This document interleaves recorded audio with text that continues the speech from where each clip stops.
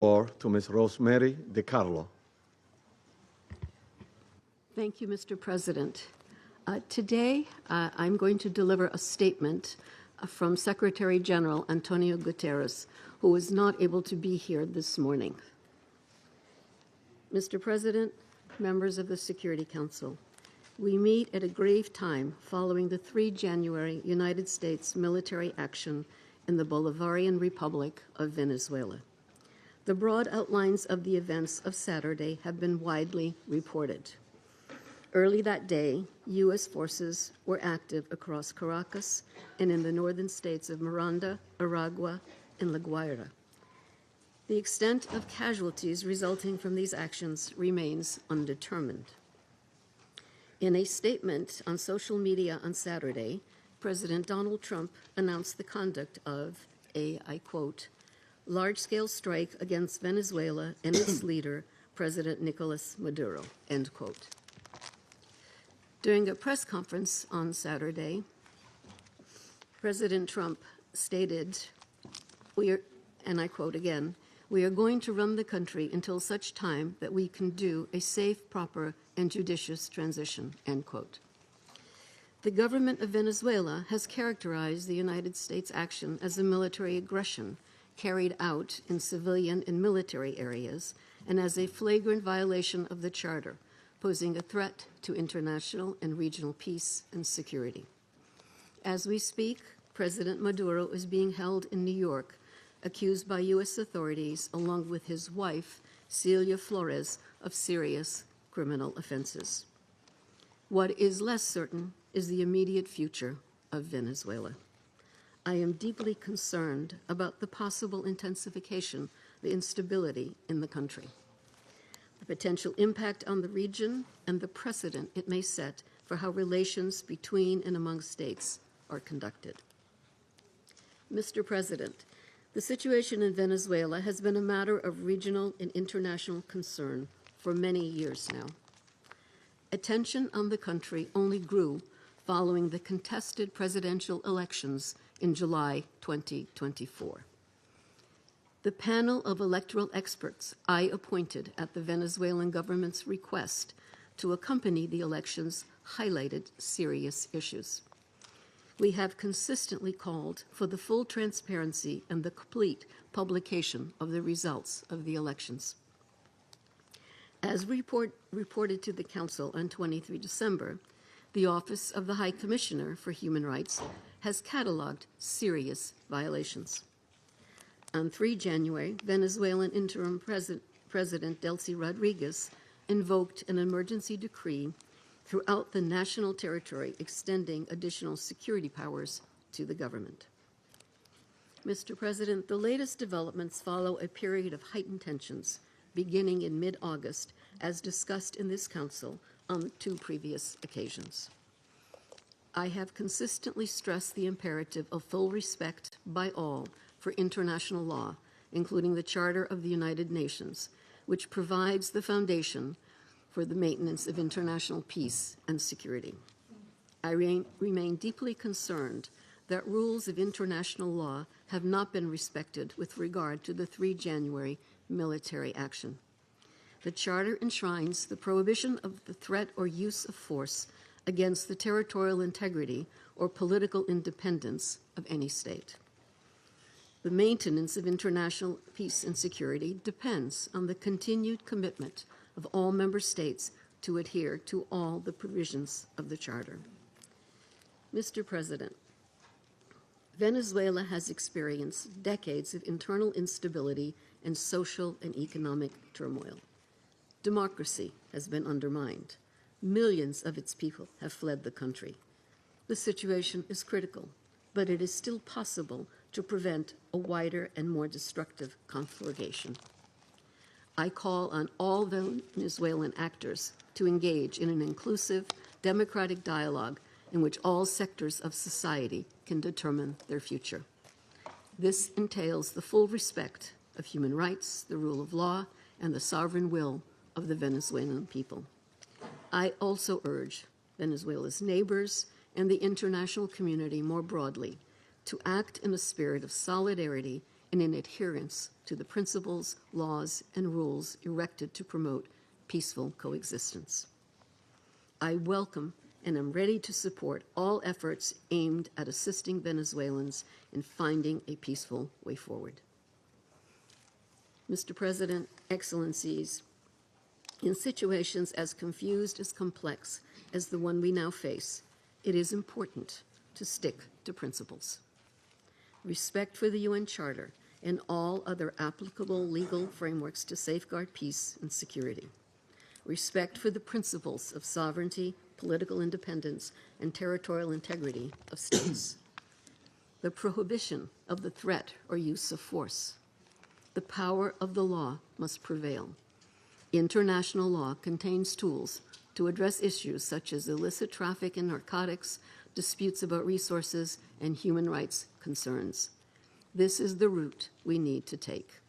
Thank you, Mr. President. I thank Ms. DiCarlo for her briefings. I now give the floor to Mr. Jeffrey Sachs.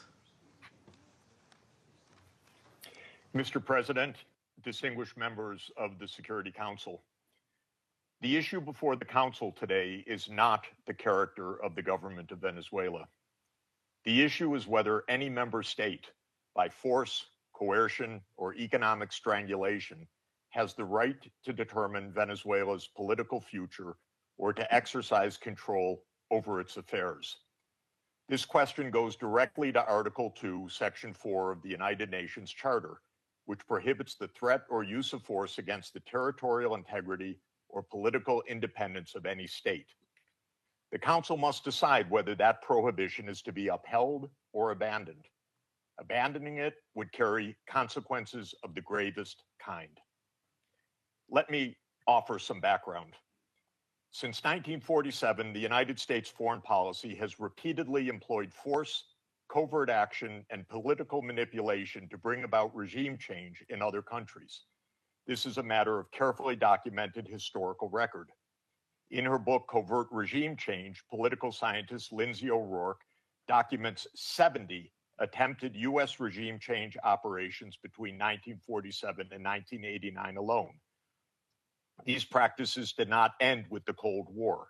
Since 1989, major United States regime change operations undertaken without authorization by the Security Council have included, among the most consequential, Iraq 2003, Libya 2011, Syria beginning in 2011, Honduras 2009, Ukraine 2014, and Venezuela from 2002 onward.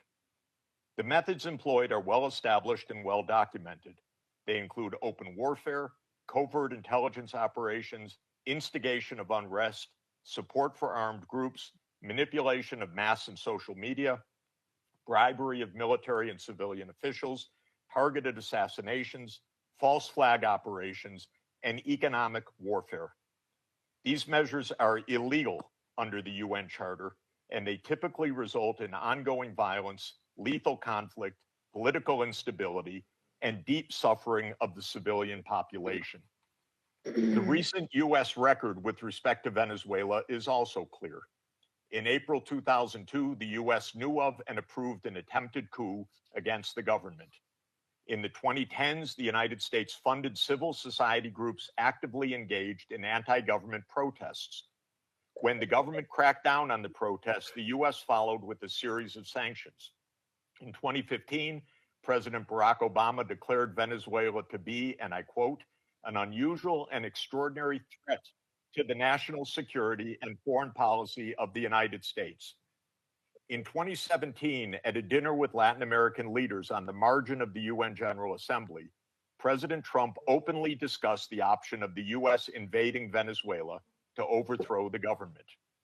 During 2017 to 2020, the United States imposed sweeping sanctions on the state oil company PDVSA. Oil production fell by 75% from 2016 to 2020, and the real GDP per capita declined by 62%. The UN General Assembly has repeatedly voted overwhelmingly against such unilateral coercive measures. Under international law, only the Security Council has the authority to impose such measures. On the 23rd of January 2019, the United States unilaterally recognized Mr. Juan Guaido as interim president, and a few days later froze approximately $7 billion of Venezuelan sovereign assets held abroad and gave the designated authority over certain of these assets. These actions form part of a continuous U.S. regime change effort spanning more than 2 decades. In the past year, the United States has carried out bombing operations in 7 countries, none of which were authorized by the UN Security Council, and none of which were undertaken in lawful self-defense under the Charter. The targeted countries include Iran, Iraq, Nigeria, Somalia, Syria, Yemen, and now Venezuela. In the past month, President Trump has issued direct threats against 6 UN member states, including Colombia, Denmark, Iran, Mexico, Nigeria, and of course, Venezuela.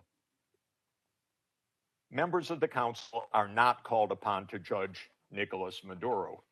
They are not called upon to assess whether the recent U.S. attack and ongoing naval quarantine results in freedom or in subjugation. Members of the Council are called upon to defend international law, and specifically the UN Charter. The realist school of international relations, articulated most brilliantly by John Mearsheimer, accurately describes the condition of international anarchy as the tragedy of great power politics. Realism is therefore a description, not a solution for peace. Its own conclusion is that anarchy leads to tragedy. In the aftermath of World War I, the League of Nations was created to end the tragedy through the application of international law. Yet the world's leading nations failed to defend international law in the 1930s, leading to renewed global war. The United Nations emerged from that catastrophe as humanity's second great effort to place international law above international anarchy. In the words of the Charter, the UN was created, quote, to save succeeding generations from the scourge of war, which twice in our lifetime has brought untold sorrow to mankind. Given that we are in the nuclear age, failure cannot be repeated. Humanity would perish. There would be no third chance. To fulfill its responsibilities under the Charter, the Security Council should immediately affirm the following actions. The United States shall immediately cease and desist from all explicit and implicit threats or use of force against Venezuela. The United States shall terminate its naval quarantine and all related coercive military measures undertaken in the absence of authorization by the UN Security Council. The United States shall immediately withdraw its military forces from within and along the perimeter of Venezuela, including intelligence, naval, air, and other forward deployed assets positioned for coercive purposes. Venezuela shall adhere to the UN Charter and to the human rights protected in the Universal Declaration of Human Rights. The Secretary General, I recommend, should immediately appoint a special envoy mandated to engage relevant Venezuelan and international stakeholders and to report back to the Security Council within 14 days with recommendations consistent with the Charter, and the Security Council should remain urgently seized of this matter. All member states should refrain from unilateral threats, coercive measures, or armed actions undertaken outside the authority of the UN Security Council. In closing, Mr. President and distinguished members of the Council, peace and the survival of humanity depend on whether the United Nations Charter remains a living instrument of international law or is allowed to wither into irrelevance. That is the choice before this Council today. Thank you very much. I thank Mr. Sachs for his briefings. I now give the floor to Ms. Mercedes de Freitas.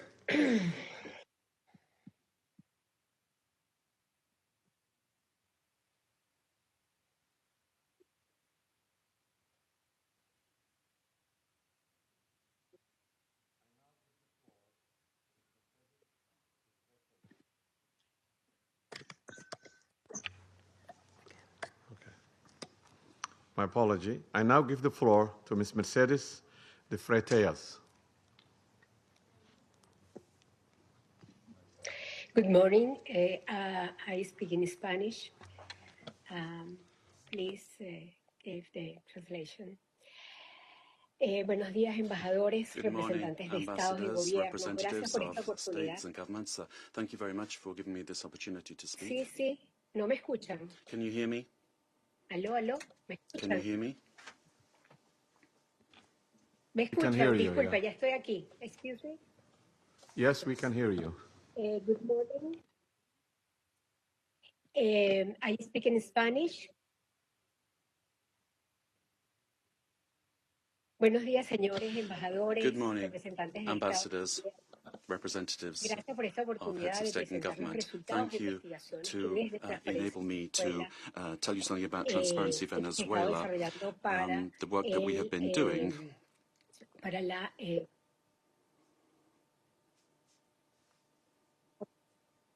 okay. He organizado We have organized la información que voy a presentar I've en 5 puntos. I've organized some information I'm going to put forward to you in 5 points. Volumen.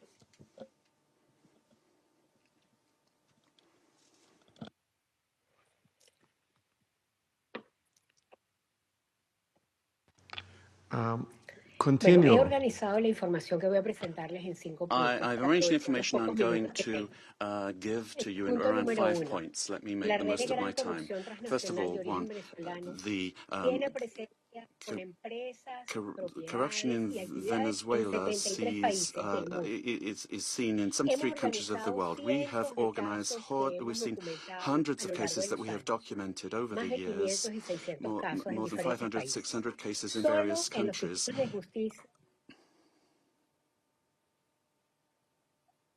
Continue, we can hear you. Go ahead, continue.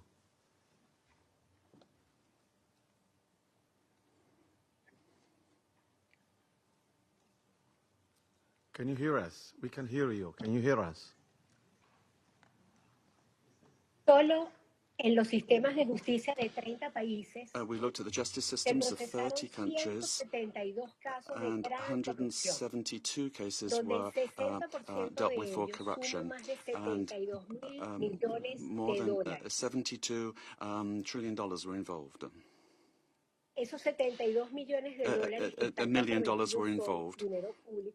This was public Venezuelan money. Nicolas Maduro and his family.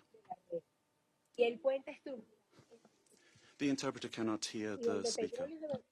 Ha sido el instrumento central, involucrada directa e indirectamente en el 90% It was a system that was involved in 90% of the corruption cases. Point number 2, the national criminal organizations. Con la administración de Nicolás Maduro. The interpreter cannot hear the speech to provide sufficient interpretation. I apologize. Para facilitar, soportar, proteger y dirigir las operaciones ilícitas. Las economías ilícitas de oro, droga, extorsión y trata de personas alcanzaron en 2024 $8.000 millones de dólares. Can you hear us? Ms. Freitas? De la producción de oro, ¿sí? Can you hear us? The interpreters cannot hear you. Can you slow down and raise your voice a little bit? Hay un delay. There's a delay, says the speaker. The problem the interpreter is having is with the quality of the sound, which is insufficient for interpretation. It's not the speed. Dígame. Sí, la oigo con delay. I'm hearing you, but with a delay, says the speaker. I can hear you, though. Okay. Please proceed now.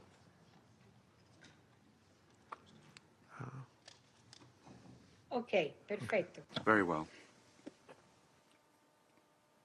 El punto número 2. Las organizaciones criminales nacionales e internacionales. National and international criminal organizations have a symbiotic relationship with the regime of Nicolas Maduro, sharing capacity, using the state structures to facilitate impulsar, proteger y dirigir their las work operaciones and to ilícitas. protect Las illicit economías ilícitas operations de oro, de in drogas, gold, for example, extorsión y drugs, trata de extortion, personas, and human trafficking. alcanzaron, según nuestras estimaciones, And according to our estimates, 8.200.000 millones de dólares. this De accounts la for producción about de oro, por $8 ejemplo, solo se billion. reporta el Gold, for 20% example, al only Tesoro 20% Nacional. is El reported resto to the va National a Treasury. cuentas The rest privadas goes to de private miembros accounts aliados del where alto gobierno. there are members and allies with the Ese government. proceso minero, además, This ha destruido áreas completas en mining nuestro estado industry Bolívar, has exploited del Parque so Nacional many Canaima people y en using nuestro national Amazonas. parks and also Para the lavar el Amazon dinero area. de la And then to corrupción y del launder the crimen money from organizado, la corruption, red comparte the operaciones y network estructuras y mecanismos de lavado de dinero has muy money laundering sofisticados. structures that are Y very desde el sophisticated. 2021 And since utilizan las 2021, criptoactivos a gran escala. El punto 3. they've been involved in this work. La gran 3, corrupción y los ilícitos great son una de corruption las razones de reducción de los ingresos del Estado has led to y a por ende del decrease in the gasto income público, of the del state and empleo de therefore calidad, public de los servicios expenditure básicos, and therefore de la affecting the quality economía of del basic país que es services. desde hace The décadas. current economy Tampoco is el in dinero para crisis. pagar la There's deuda, no que hoy money suma either to service the 167 debt. mil millones de dólares que tiene a Venezuela en cesación de pagos selectivos, en un default técnico, desde el Although 2017, Venezuela has been in donde el primer technical acreedor default es since China, al que 2017. aún le debemos más de 15.000 millones de dólares. We owe more than $15 million. Four, Venezuelans have had to learn to live with just a few hours of electricity per day in very many parts of the country. And we've learned to protect ourselves from daily extortion from the armed Colombian groups or the organized crime groups, but also elements of the state. So many families only have one meal per day, below the calories that they need, affecting their nutrition, which is getting worse day by day. Humanitarian programs are not sufficient.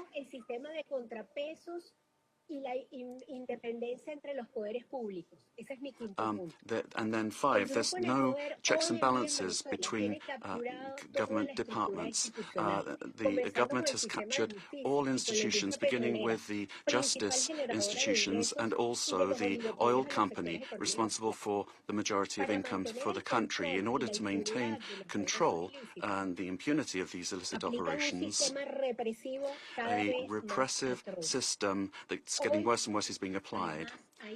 And today there are more than 1,000 political prisoners. At the end of the year, 26 people died during torture or because of a lack of medical care. The United Nations has documented many of these cases.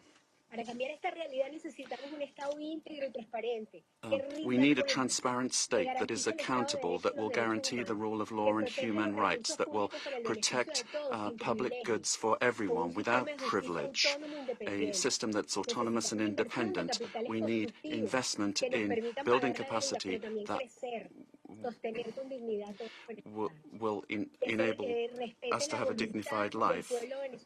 We must respect the will of the Venezuelan people to live in peace and democracy. And finally, a request to you. Freedom for all political prisoners in the country. Thank you very much. I thank to Ms. Freitas for her briefing. I now give the floor to those council members who wish to make statements. I give the floor to the representative of Colombia. Señor Presidente, Mr. President, Colombia would like to thank Somalia in your quality as President of the Security Council for having quickly responded to our request to convene this emergency meeting, as well as thanking China and Russia for their support for holding of this meeting.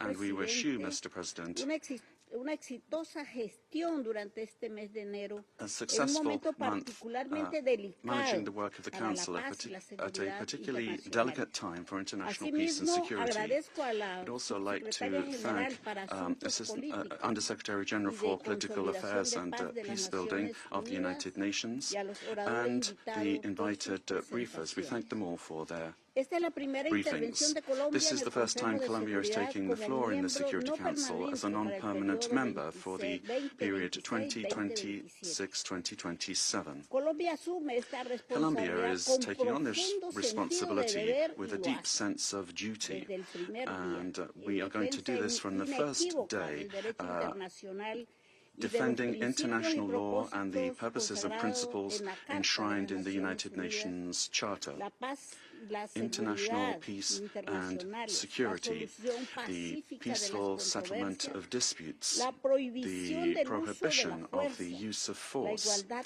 sovereign soberana, el equality, respeto a la integridad respect for territorial the y la territorial independencia integrity and política de todos political los estados. independence of all states. Colombia condena de Colombia manera condemns los categorically sucesos ocurridos en la the madrugada events del 3 that de enero en occurred in the early Venezuela, morning of the 3rd of en donde se January han in Venezuela, registrado múltiples we saw explosiones y multiple actividad aérea explosions sobre and Caracas air y activity otras over zonas del Caracas país, and other en el areas of the contexto de country un as ataque part militar of a llevada military por los attack Estados Unidos, carried out by el the cual ha United incluido States, which bombardeos sobre instalaciones included civiles y bombings of militares, civilian and generando military pánico entre la infrastructure, población. creating panic amongst the Todo esto population. representa All of this evidentes violaciones a represents la clear soberanía, violations of the la sovereignty, independencia political política y la independence, integridad and the territorial territorial venezolana. integrity of No Venezuela. existe justificación There alguna is no en ninguna justification whatsoever circunstancia under any para el uso circumstances unilateral for de the la fuerza ni unilateral para use of cometer un force acto de to agresión. commit an act of aggression. Dichas acciones Such constituyen una actions grave constitute a violación del serious derecho violation internacional y of de la Carta de international la law ONU, and the United Nations incluida Charter, including la the prohibición del uso o la prohibition amenaza del uso de on la the fuerza, use or the threat of the el use of principio force, de respeto a the la principle soberanía of the y respect autoridad for plena de sovereignty los and estados the full sobre su authority of territorio, states over incluyendo their sobre sus territory, recursos including naturales, their natural la integridad resources, territorial the de los territorial estados integrity y of los states, principios de and defensa the colectiva, principles of collective especialmente defense, cuando particularly ponen en riesgo when directo a la they población directly y a bienes endanger de the carácter population civil. and civilian Defender estos assets. principios no es una Defending opción, these principles is sino not an una option. obligación común Indeed, it's a para common preservar la paz obligation y that la we have seguridad in order to preserve internacional. international peace and Es security. necesario recordar que We las need to disposiciones de la remember Carta that the se provisions of the admite Charter el uso de la fuerza allow for the solo use en of force circunstancias only excepcionales, under exceptional como la legítima circumstances, defensa ante un ataque armado in o legitimate cuando defense in the existe face of an una armed attack, or autorización when there is expresa an de este express Consejo authorization by conforme a this su Council capítulo in séptimo, accordance with y aún Chapter 7. en esos casos And even in no es those para asumir el cases, control político this does del not otro. amount to assuming political control of En another este sentido, state.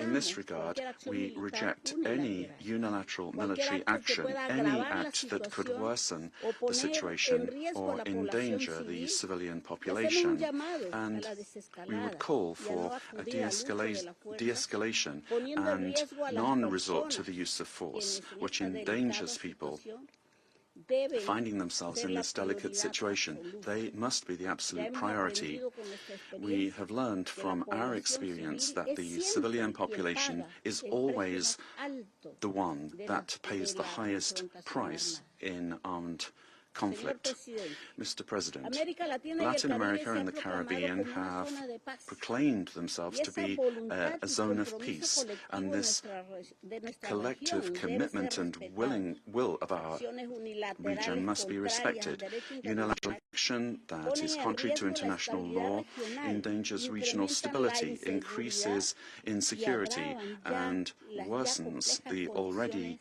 complex experimenta la conditions población being civil faced by the con civilian efectos population, devastadores with que devastating effects that trascenderán las fronteras will soberanas de Venezuela, transcend con the un sovereign impacto borders of directo Venezuela to sobre have los a países direct de la impact región on como countries Colombia. of the region, such as De manera Colombia. preventiva, In order to act preventively, Colombia has engaged in measures to protect the civilian population and preserve the stability of the border, addressing the possible needs of the population, particularly the migrant population, in coordination with local authorities. Colombia has been and will continue to show solidarity in receiving the Venezuelan people who, given the uncertainty created by these attacks, this may lead to a massive outflow of migration, which will require significant efforts in terms of resources and capacities to provide the necessary support and assistance to those areas affected by taking in the migrants. Mr. President, these actions that we have seen remind us of the worst interference in our area in the past, in our zone of peace, and calls to mind the commitment that we have as states to resolve our differences peacefully through dialogue and negotiation or other forms of peaceful settlement in full accordance with international law and with its instruments to which we have subscribed at the hemispheric and regional levels, such as the Charter of the Organization of American States. It's also important to understand the dimension of this situation for international peace and security beyond our region, particularly when a permanent member of the Security Council takes the decision to use force and assume control unilaterally of another sovereign state, with the aim, amongst other things, of taking its natural and strategic resources. This is very worrisome for the international community, the international order that was established after the Second World War, and flagrantly violates international law and is in clear contradiction with the United Nations Charter and the very goal for which this council was created. If a country, and particularly a country that is a permanent member of this council, disregards international law that we designed in San Francisco, what then is the role of this council, and where are the foundations for international peace and security? We are accepting that the law and the interests of the strongest prevail over multilateralism and over agreements that we have forged with dialogue and diplomacy in this very chamber. Democracy cannot be promoted or defended through violence or coercion, and it cannot be superseded either by economic interests. Democracy can only be built and sustained through respect for the will of peoples, the reaffirmation of the rule of law, through political dialogue and peaceful and inclusive processes. Venezuela deserves to live in peace, in democracy, prosperity and dignity, with a government that is defined in sovereignty by no one else than the Venezuelan people and their institutions. This is why Colombia has reiterated its call to open up paths for democracy in Venezuela through specific popular decisions being taken. The importance of preserving peace, respect for international law and the protection of life and human rights must prevail over anything else. Colombia reaffirms its conviction that working tirelessly under these principles in our new role as a non-permanent member of the Security Council is what we plan to do, and we make ourselves available, good offices available for a diplomatic way out of the current crisis in this brotherly country. We will meet our responsibility, primary responsibility, to maintain international peace and security. And given the seriousness of the events, we will continue to pay attention to this issue. And we'd also like to thank the Secretary General of the United Nations for providing his his good offices to defend the purposes and principles of the United Nations Charter, to activate channels for mediation available to him and facilitate dialogue with the parties concerned, looking in the search for alternatives that will make it possible to find a way out of the situation led by Venezuelans themselves and provide assistance to Venezuelans that need this.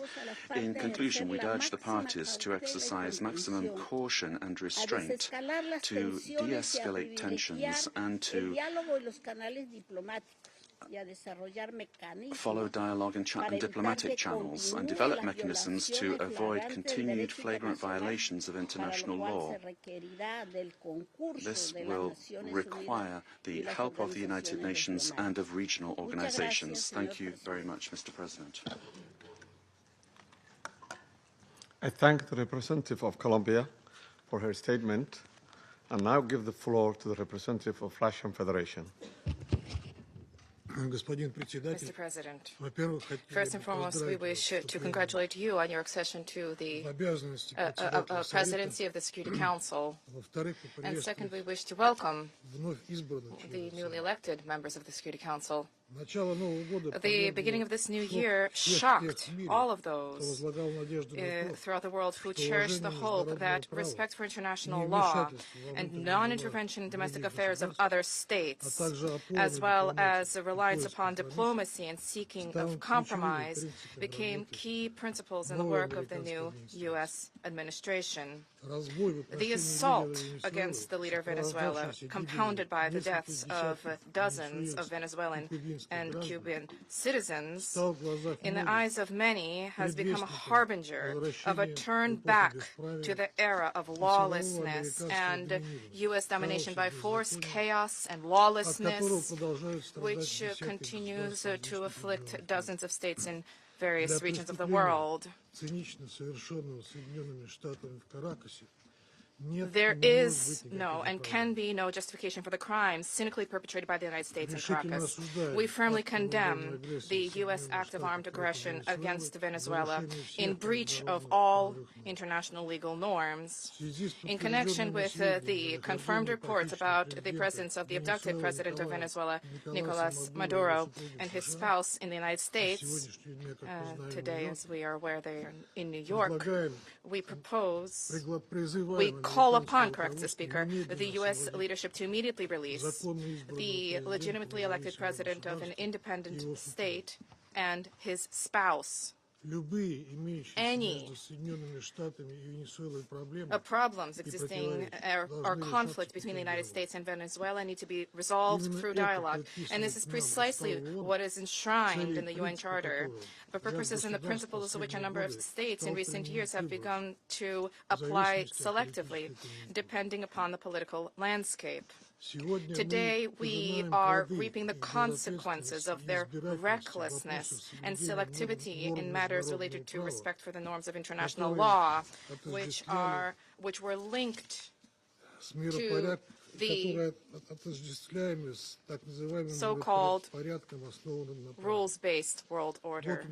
Here is your rules-based world order in all of its glory, which is horrifying even the staunchest Atlanticists. Mr. President, we extend our firm solidarity with the people of Venezuela in the face of the external aggression.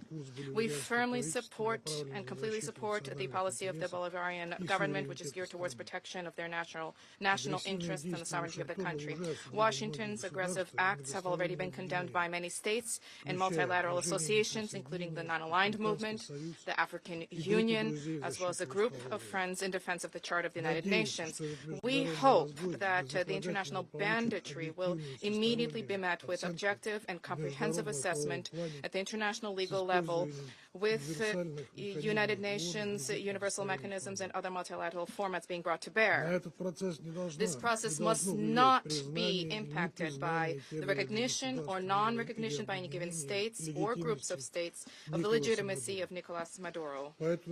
For this reason, unintelligible murmurings and attempts to avoid principled assessments by those who in other circumstances froth at the mouth and demand that others respect the UN Charter today seem particularly hypocritical and unseemly. We hope you will recognize this, and we hope that you will abandon double standards and that you will not attempt to justify such an egregious act of aggression due to a fear of angering the American global gendarme, which is attempting to once again rear its head.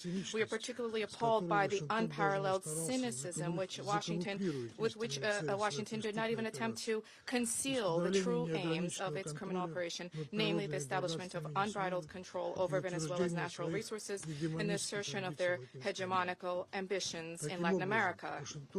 In this way, Washington is generating fresh momentum for neocolonialism and for imperialism, which were repeatedly, decisively condemned and repudiated by the peoples of this region and by the global South as a whole. Distinguished colleagues, under these circumstances, it is exceedingly important for the entire international community to unite and to definitively reject the methods and tools of U.S. military foreign policy, which have been demonstrated in the case of Venezuela. This is the only way it is possible to compel Washington to revisit and to abandon their dangerous misconceptions. As we stated during previous meetings on Venezuela, the bell now tolls across the region, ringing for every country of the Western Hemisphere. The bell is ringing for all UN member states and for the future of the organization itself. Failing to hear this call today is tantamount to projecting cowardice and the lack of principle, essentially blessing ongoing encroachments of international law and rejecting civilized international conduct as a whole. We cannot allow the United States to proclaim itself as some kind of a supreme judge which alone bears the right to invade any country, to label culprits, to hand down and to enforce punishments, irrespective of notions of international law, sovereignty, and non-intervention. Is this the world we sought to attain as we marked the 80th anniversary of the adoption of the Charter of the United Nations, when we all signed on to the relevant Security Council presidential statement? Is this the aim of United Nations reform, which we all advocate? Or has the United Nations and Security Council thereof, do they no longer exist? And is there a need now to seek from Washington a patent to rule, so to speak? And is the self-determination of every person's and their right to determine their future worthless? These are the questions that we all must address today. And if this response is sincere, if it is principled, then perhaps the U.S. leadership, too, which openly is asserting intention to run another country for the benefit of the United States, they will perhaps glance at their own constitution, their constitution of the United States, which begins with the words, "We the people of the United States," and will begin, in fact, to recognize the sovereignty of other states rather than deposing inconvenient regimes. Thank you. I thank the representative of Russian Federation and now give the floor to the representative of China. President. 中方支持安理会就美国对委内瑞拉发动军事打击召开紧急会议。感谢迪卡洛副秘书长宣读古特雷斯秘书长的通报。我认真听取了通报人的发言，欢迎委内瑞拉常驻代表和其他国家代表出席会议。1月3日，美国悍然对委内瑞拉发动大规模军事打击，强行控制委内瑞拉 forcibly seized Venezuelan President Nicolas Maduro and his wife and took them out of the country. It claimed that it will run Venezuela and even didn't rule out launching a second round of military operations on an even larger scale. China is deeply shocked by and strongly condemns the unilateral, illegal, and bullying acts of the U.S. For some time now, the international community has repeatedly expressed grave concern over the U.S. sanctions, blockade, and threats of force against Venezuela. The Council convened 2 emergency meetings, during which Secretary-General Guterres, many Council members, and countries in the region and beyond unanimously called for abiding by the UN Charter and the international law, maintaining calm and restraint, resolving disputes peacefully, de-escalating tensions, and safeguarding regional stability. However, as a permanent member of the Council, the U.S. has disregarded the grave concerns of the international community, wantonly trampled upon Venezuela's sovereignty, security, and legitimate rights and interests, and seriously violated the principles of sovereign equality, non-interference in internal affairs, peaceful settlement of international disputes, and the prohibition of the use of force in international relations.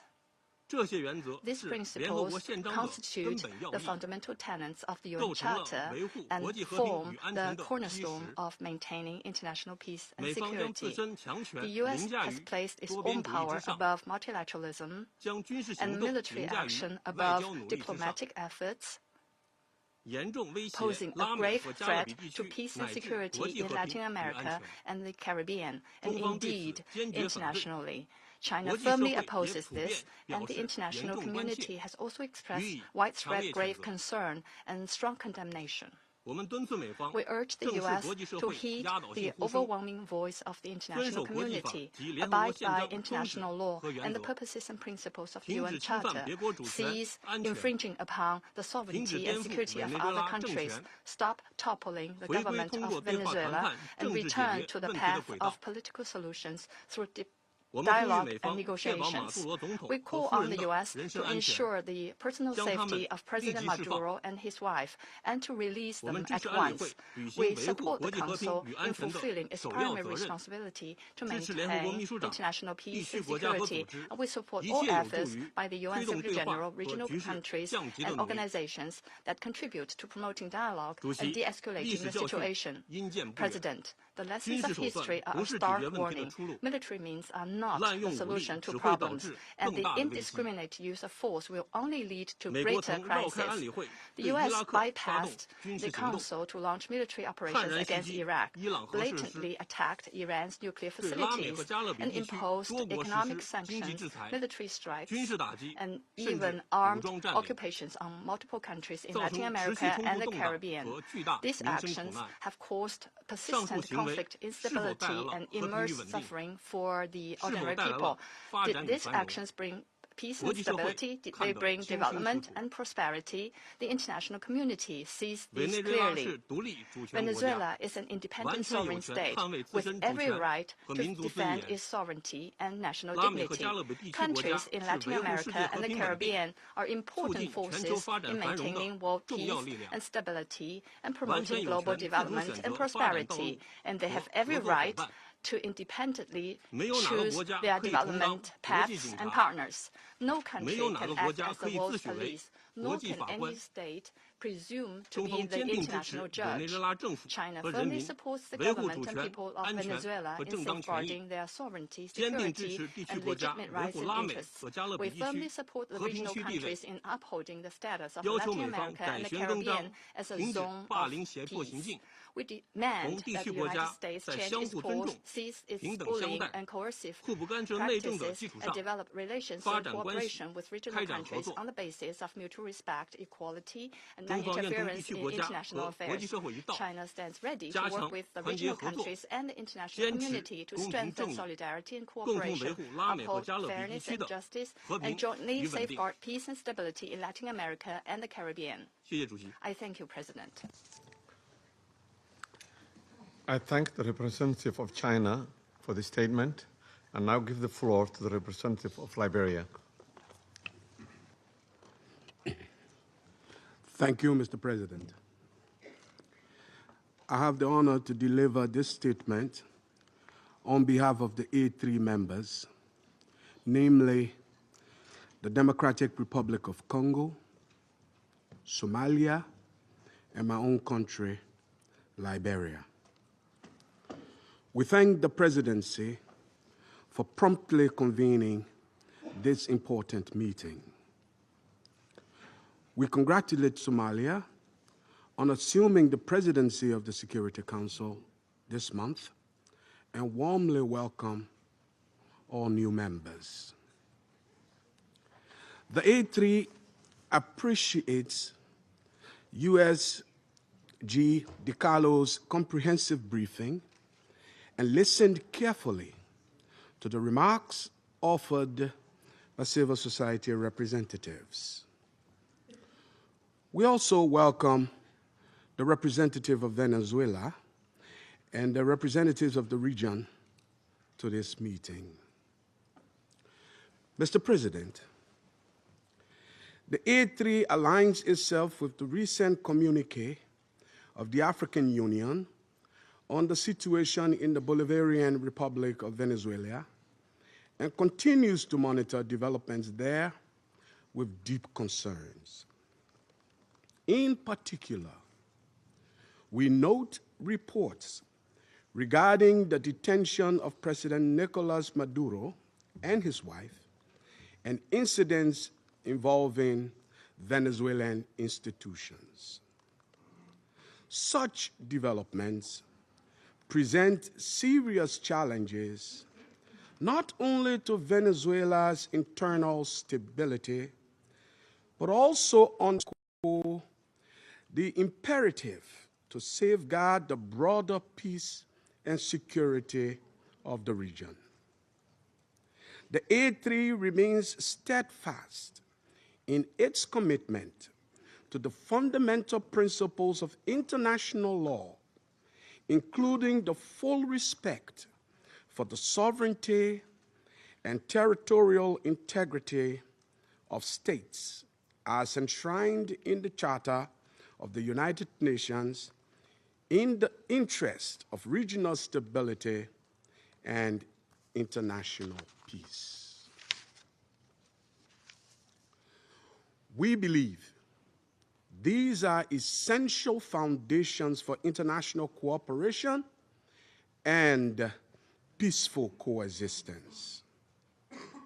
Our position underscores the importance of dialogue, the peaceful settlement of disputes, and respect for constitutional and institutional frameworks. Mr. President, the complex situation in Venezuela requires a comprehensive response that is both inclusive and nationally owned. We continue to hold that a sustainable and peaceful resolution can only be found through constructive dialogue among Venezuelans themselves, with genuine respect for the aspiration and rights of the Venezuelan people, and with the constructive support of the international community.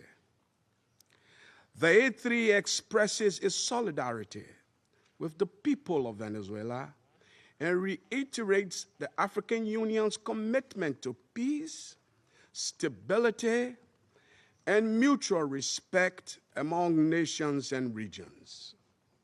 It's important for all parties, both within Venezuela and in the broader international community, to exercise restraint and responsibility, upholding international law, and avoiding any action that could escalate tension or threaten regional stability. The A3 stands ready to support all efforts within this Council and in cooperation with regional partners to facilitate a peaceful, inclusive, a lasting resolution to the situation in Venezuela. I thank you. I thank the representative of Liberia for this statement, and now give the floor to the representative of the United States. Mr. President, thank you for chairing. And I particularly want to thank you, Mr. Freitas, for your briefing. And I'll point out that Mr. Freitas is in exile, having fled the regime. Thank you for your courage, and thank you for shedding a light on the true atrocities of the illegitimate Maduro regime. This past weekend, colleagues, the United States successfully carried out a surgical law enforcement operation facilitated by the U.S. military against two indicted fugitives of American justice, narco-terrorist Nicolas Maduro and Celia Flores. Colleagues, Nicolas Maduro is responsible for attacks on the people of the United States, for destabilizing the Western Hemisphere, and illegitimately repressing the people of Venezuela. As Secretary Rubio has said, there is no war against Venezuela or its people. We are not occupying a country. This was a law enforcement operation in furtherance of lawful indictments that have existed for decades. The United States arrested a narco-trafficker who is now going to stand trial in the United States in accordance with the rule of law for the crimes he's committed against our people for 15 years. A similar action was taken in 1989 against Manuel Noriega. He was arrested, indicted, convicted in a court of law, served in prison in the United States and in Panama, and the Panamanian people, the American people, are safer for it. And undeniably, the region was more stable.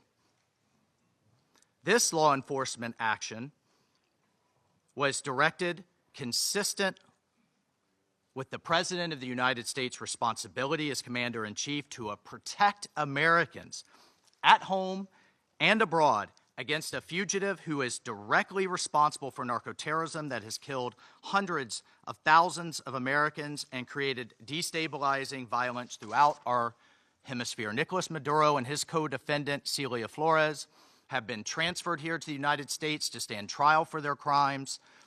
Maduro was indicted by a grand jury in the Southern District of New York and faces very serious criminal charges for his involvement in a wide-ranging conspiracy to conduct narco-terrorism, to traffic cocaine and other drugs, and conducting international weapons trafficking. The overwhelming evidence of his crimes will be presented openly in U.S. court proceedings.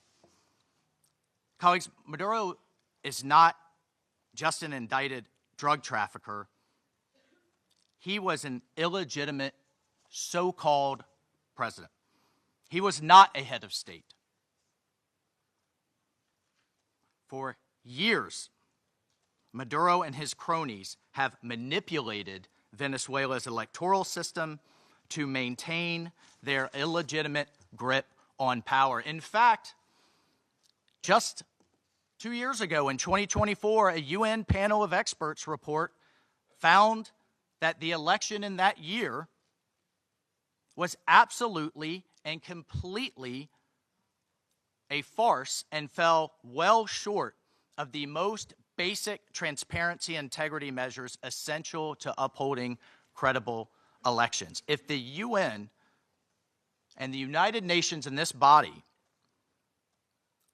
confers legitimacy on an illegitimate narco-terrorist and the same treatment in this charter of a democratically elected president or head of state, what kind of organization is this? We should note that over 50 countries, many nations, including the European Union, including a number of Latin American countries in the region, And of course, the United States, again, over 50 countries rejected the legitimacy of Maduro's re-election following the disputed 2024 elections and do not recognize him as Venezuela's legitimately elected president. Maduro unlawfully refused to peacefully cede power after the Venezuelan people voted him out of office in the 2024 election. So therefore, Maduro was a fugitive from justice. He is the head of a vicious foreign terrorist organization, Cartel de los Soles. This regime-sponsored enterprise coordinates with and relies on other vicious criminal organizations, namely Tren de Aragua, again, among others, to carry out its objective of using illegal narcotics as a weapon against the United States. And for its part, Tren de Aragua is a designated foreign terrorist organization with thousands of members, many of whom have unlawfully infiltrated the United States and are conducting irregular warfare and undertaking hostile actions against the American people and against the United States. It's terrorizing criminals commit brutal crimes, including murders, kidnappings, extortions, and human, drug, and weapons trafficking. This administration, President Trump, will not stand for it. In fact, in March of 2025, President Trump declared that Tren de Aragua is quote, Tren de Aragua is undertaking hostile actions and conducting irregular warfare against the territory of the United States, both directly and at the direction, clandestine or otherwise, of the Maduro regime in Venezuela. Maduro and his cronies have partnered with some of the most violent and prolific drug traffickers and narco-terrorists in the world for decades, facilitating the flood of illegal drugs coming in the United States, estimated to be several hundred tons annually. He has become rich, incredibly wealthy, off the misery of untold numbers of Americans, Venezuelans, and others, aiding and abetting international terrorist organizations like Hezbollah, coordinating with corrupt Iranian officials, and other malign actors to influence not only the region, but to malignly influence the United States. In fact, in its own 2025 World Drug Report, the United Nations Office on Drugs and Crime identified Venezuela as a key trafficking route in the Western Hemisphere for illegal drugs, predominantly cocaine, entering the United States and increasingly Europe.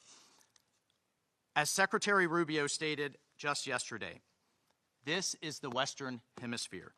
This is where we live. And we're not going to allow the Western Hemisphere to be used as a base of operation for our nation's adversaries and competitors and rivals of the United States.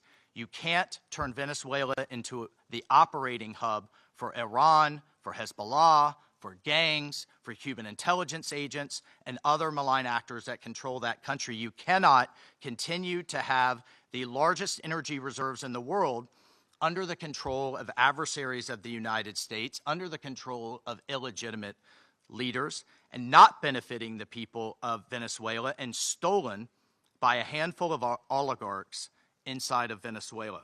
But it doesn't stop there. Numerous UN and international human rights organizations have issued reports documenting serious human rights abuses by the Maduro regime, including reports of extrajudicial killings, political prisoners, torture, and arbitrary and unlawful detentions. In fact, over 8 million Venezuelans have fled the country, destabilizing their neighbors in the region and creating the world's largest refugee crisis. Members of this council, colleagues, the United States wants a better future for Venezuela. We believe a better future for the people of Venezuela and for the people of the region and the world is stabilizing the region and making the neighborhood that we live in a much better and safer place. And this is why Millions of Venezuelans that have fled this brutal regime are celebrating and cheering around the world as this body pontificates, including those celebrating are including in my home state of Florida, where hundreds of thousands of Venezuelans have fled this regime's brutality. I want to reiterate, President Trump gave diplomacy a chance. He offered Maduro multiple off-ramps. He tried to de-escalate. Maduro refused to take them. President Trump made it clear that the narco-terrorism must stop, and yet it continued. The United States will not waver in our actions to protect Americans from the scourge of narco-terrorism and seeks peace, liberty, and justice for the great people of Venezuela. I thank you, Mr. President. I thank the representative of the United States and now give the floor to the representative of Panama.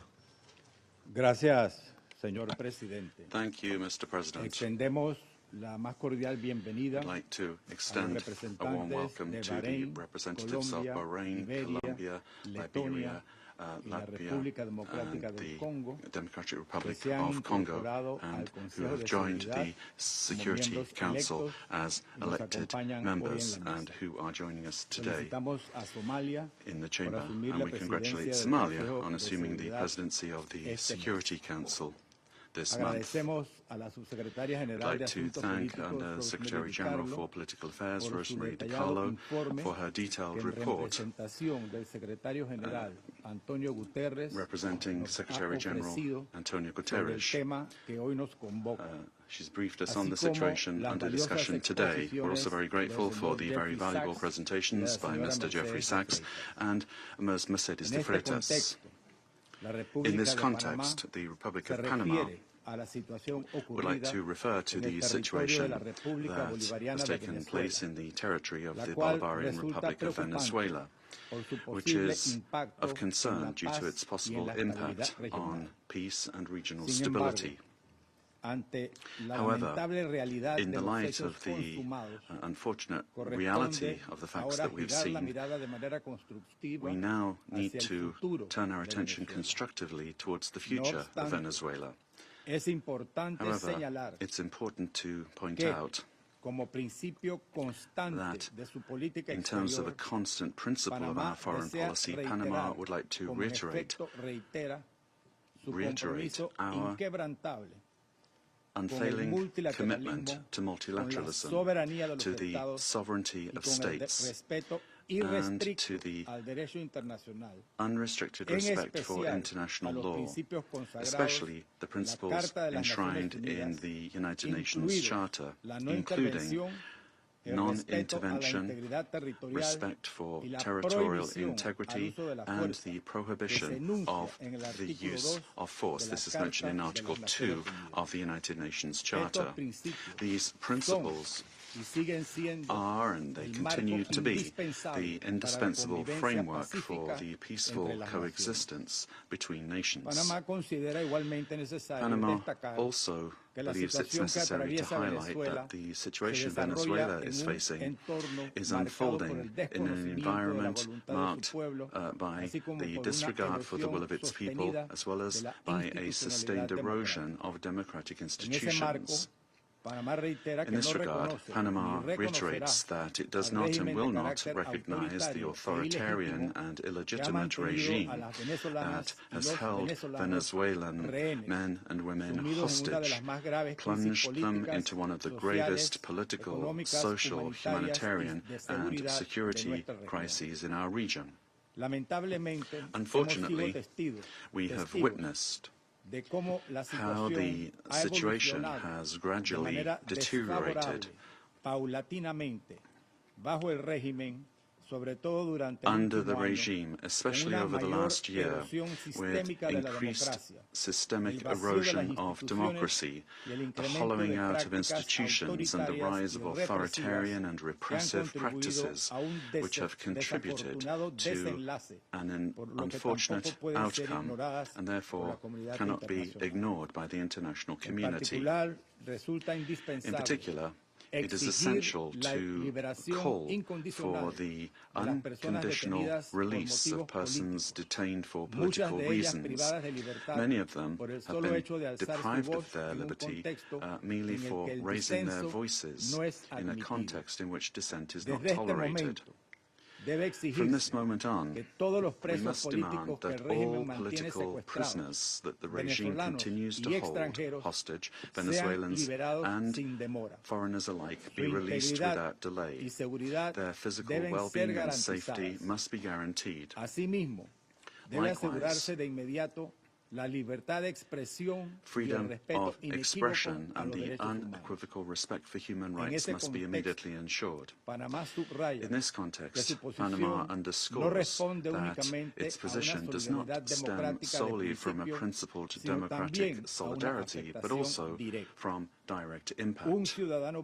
A Panamanian citizen, Mr. Olmedo Núñez, remains arbitrarily detained in Venezuela without formal charges, without due process, without full access to a defense, and without effective consular guarantees. Added to this is the human impact of a multidimensional crisis that has forced around 9 million Venezuelans, men and women, to leave their homes, compelled to live in displacement and vulnerability as a consequence of the institutional and social collapse generated by the regime. A crisis that has had significant regional repercussions, reflected both in the irregular migration flows from south to north of a significant number of Venezuelan nationals, as well as reverse migration movements, including also a lot of Venezuelans, the effects of which are felt particularly in countries of transit and destination that this affects, including Panama. And this has decisively contributed to illegal migration. In the face of this reality, Panama issues a clear and firm call for Venezuela's short-term future to be fully democratic. Power emanates from the people, and as stated by His Excellency, the President of the Republic of Panama, José Raúl Molino, the people, the true sovereign, have already spoken at the polls, granting an indisputable victory with 70% of the votes on July 28, 2024, to the opposition candidate, Mr. Edmundo González Urrutia, as well as to Maria Corina Machado, who was prevented by the regime from running despite having won the primary with 93% of the votes on October 22, 2023. Additionally, the popularity of both has increased in recent months, including among police and military sectors. The elected government has the teams and work programs ready to be implemented immediately, guaranteeing an orderly transition that provides the rule of law, respect for human rights, and confidence. In line with this commitment, Panama proudly safeguards the electoral records that reliably certify said victory as testimony to the inalienable right of the Venezuelan people to determine their own political destiny. Recognizing any authority other than that of the elected president would amount to legitimizing electoral fraud, normalizing authoritarianism, and undermining the universal principle of free elections as the source of legitimacy. Likewise, any attempt to establish a permanent government headed by figures from the repressive apparatus, such as Delcy Rodriguez, would constitute continuity of the system and not a genuine transition. Any political solution must be peaceful, it must be democratic, and led by the Venezuelans, with the responsible assistance of the international community, including the United Nations and regional mechanisms such as the Organization of American States. Panama does not wish and would like to avoid a scenario in which Venezuela's reality simply evolves into a change from one crisis to another, one crisis replacing another. There can be no genuine transition with madurismo if it remains. Or if we have the same power structures preserved under new names. Any arrangement that keeps figures associated with the repressive apparatus at the center of governance would, in practice, constitute continuity of the system and not a real transition. Comparative experience shows that merely nominal transitions tend to prolong conflicts, intensify migratory flows, and perpetuate regional instability to the detriment of international peace and security. Panama will always stand in solidarity with an orderly and democratic transition process, anchored in the popular will already expressed at the polls on July 28, 2024, aimed at restoring democratic institutions through an interim period strictly limited in time, the sole purpose of which is to create the conditions necessary for the effective exercise of the Venezuelan people's right to self-determination. As a country that recovered its democracy and sovereignty, Panama can state clearly that there can be no peace without legitimacy, nor legitimacy without democracy, and that every democracy is ultimately based on respect for the popular will. Mr. President, Panama, due to our commitment to multilateralism and international law, in its capacity as member of the Security Council, will continue to contribute responsibly to collective efforts aimed at preserving peace, strengthening democracy, and supporting legitimate and sustainable solutions anchored in the sovereign will of peoples and respect for international law. Thank you very much. I thank the representative of Panama for the statement and now give the floor to the representative of Latvia. Thank you, Mr. President. At the outset, I would like to congratulate Somalia on assuming the presidency of the United Nations Security Council in January, and wish you all success. Latvia takes its seat on the Council with a profound sense of honor and responsibility for this role.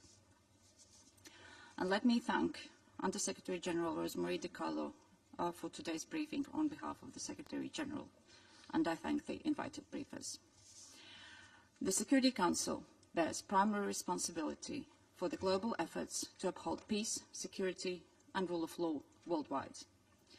Latvia recalls that under all circumstances, the principles of international law and the UN Charter must be upheld. All efforts now focus on ensuring de-escalation and stability in Venezuela, based on inclusive dialogue and broad societal support. Latvia encourages all relevant actors to prioritize diplomatic efforts and work collectively towards a peaceful, democratic, and sustainable future for Venezuela. Latvia stands in solidarity with the people of Venezuela and their right to freedom and democracy, rights that were not respected by the Maduro regime during 2024 presidential elections and before, and which remain unmet to this day. The regime of Nicolas Maduro was rooted in mass repression, corruption, organized crime, including drug trafficking, and posed a grave threat to security of the region and the world. It has repeatedly violated the UN Charter and undermined international law, including through open support for Russia's aggression against Ukraine.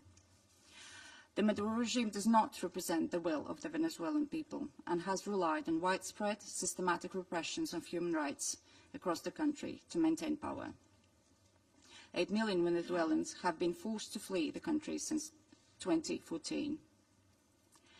Latvia also remains committed to working jointly together with partners to counter global transnational organized crime networks, including in Latin America and Caribbean. Such criminal activities place the lives of countless people at grave risk, particularly women and children. Addressing these challenges requires sustained cooperation in full respect of international law. Latvia continues to closely monitor the situation in Venezuela and stands prepared to continue working with its partners to support a peaceful, democratic, and just transition that reflects the aspirations of the Venezuelan people. And I thank you. I thank the representative of Latvia for her statement and now give the floor to the representative of Denmark. Thank you, Mr. President. And let me also thank Under-Secretary General de Carlo for her briefing on behalf of the Secretary General.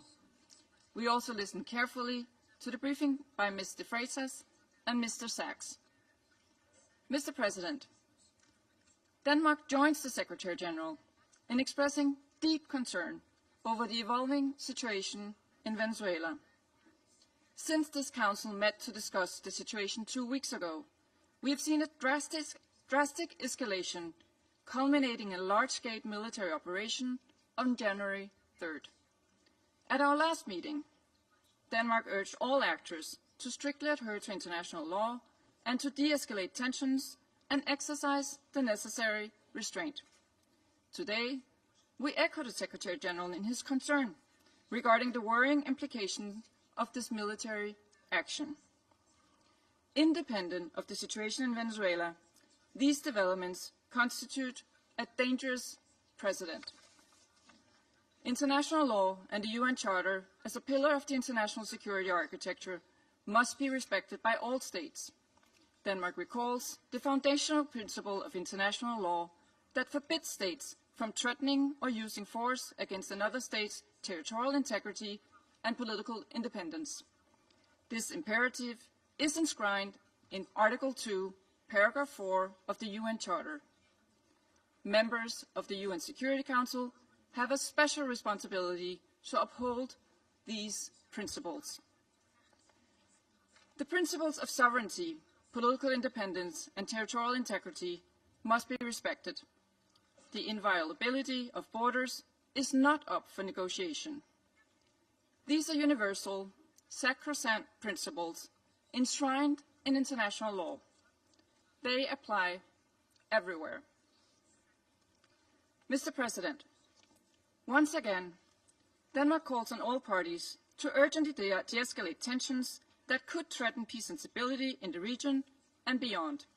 International disputes should be settled by peaceful means, as stated in the UN Charter. We further call on all parties to exercise maximum restraint and to engage in dialogue and diplomacy. Denmark takes note of official statements from the United States government stating that the military operations are to combat drug trafficking and stem the illicit flow of illegal narcotics. Denmark shares the priority of combating organized crime and drug trafficking, while reiterating that counter-narcotic efforts, as all other efforts, must be conducted in strict accordance with international law, including the fundamental rules and principles of the UN Charter. Mr. President, against this backdrop, Denmark wishes to recall our solidarity with the people of Venezuela. Denmark does not recognize Nicolas Maduro as the legitimate president of Venezuela, following the lack of transparency and integrity in the 2024 presidential elections, which failed to meet basic democratic standards. In Maduro's attempts to cling to power, his authoritarian regime grew increasingly oppressive. His regime bears responsibility for widespread and systematic violations of human rights against his fellow citizens, and he should be held accountable.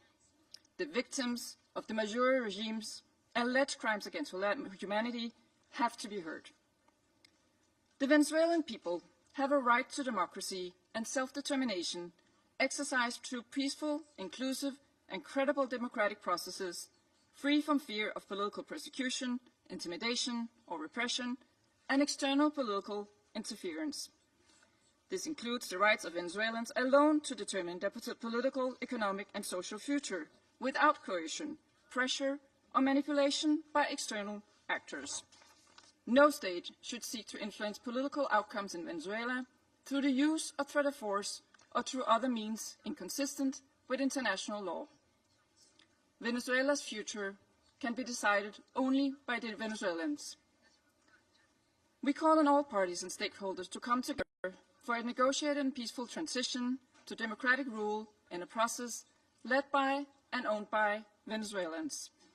At this critical and uncertain time, it is imperative that all parties fully respect human rights and international law. Denmark remains committed to supporting Venezuela and the aspirations of its people on its path to lasting political stability. I thank you. I thank the representative of Denmark for her statement and now give the floor to the representative of the United Kingdom.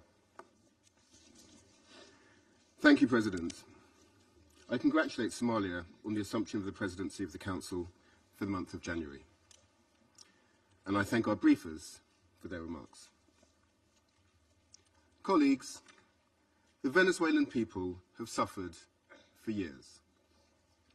This Council now meets at a pivotal moment for Venezuela's future. Maduro's actions created extreme levels of poverty, violent repression, and failing basic services. His regime's rule precipitated a displacement crisis affecting the whole region. The United Kingdom has long been clear that Maduro's claim to power was fraudulent. To date, Venezuela's National Electoral Council has failed to publish the full results of the July 2024 presidential elections, and independent domestic and international reports also observed significant irregularities and a lack of transparency. President, the United Kingdom wants to see a safe and peaceful transition to a legitimate government that reflects the will of the Venezuelan people. They deserve a government which reflects their vote at the ballot box and delivers a more stable, prosperous future for all Venezuelans.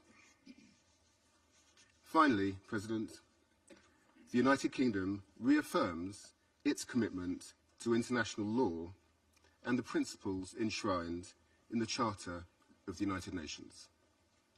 These foundations are essential for maintaining global peace, security, and the rule of law. I thank you. I thank the representative of the United Kingdom for his statement and now give the floor to the representative of France. Merci, Monsieur le Président. Thank you, Mr. President. Je voudrais d'abord vous féliciter pour votre présidence du Conseil de sécurité au mois de janvier. Je voudrais également remercier Madame Rosemary DiCarlo de nous avoir transmis les éléments du secrétaire général des Nations Unies au sujet du dernier développement intervenu. Monsieur le Président, la France est restée solidaire du peuple vénézuélien dans la crise qu'il traverse depuis de trop nombreuses années, et en particulier depuis l'été 2024. Le 28 juillet 2024, le peuple vénézuélien a exercé son droit de vote de façon pacifique pour déterminer l'avenir de son pays. Son droit à choisir ses dirigeants lui a néanmoins été confisqué par Nicolas Maduro. Faut-il le rappeler? Le processus électoral avait été marqué par de nombreuses irrégularités et le décompte final des voix par une absence flagrante de transparence. lack of transparency. Face à l'aspiration démocratique du peuple vénézuélien, Nicolas Maduro has systematically responded with the repression of dissident voices, of members of the opposition and of civil society, as well as with numerous arbitrary detentions. France has always expressed itself with clarity about the fact that these practices are unacceptable and that respect for human rights must be upheld. Mr. President, the military operation which has led to the capture of Nicolas Maduro runs counter to the principle of peaceful dispute resolution and runs counter to the principle of non-use of force. The proliferation of violations of the Charter of the United Nations and the violations of international law by states vested with responsibility as permanent members of the Security Council chips away at the very foundation of the international order, contravening the principles of the Charter, including the principle of respect for independence and territorial integrity of states, undermines the foundation of the United Nations and weakens international peace and security. France remains faithful and committed to respect for the Charter of the United Nations and the principle of peaceful dispute resolution. We have an obligation to uphold these principles at all times and in all places. Respect for these principles is indispensable. Mr. President, France wishes to reiterate our commitment to respect for the will of the Venezuelan people. The transition which is currently being opened up for Venezuela needs to be peaceful and democratic and carried out in a manner which respects the choice of the Venezuelan people, a sovereign people. This transition must be led by and for the Venezuelans. France stands ready, alongside states in the region and our partners at the European Union, to uphold dialogue with a view to the restoration of the free, democratic expression in Venezuela. We stand ready to support regional stability. This also needs to be the role of the Security Council. Thank you.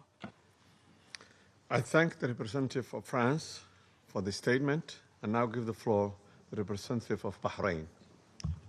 Mr.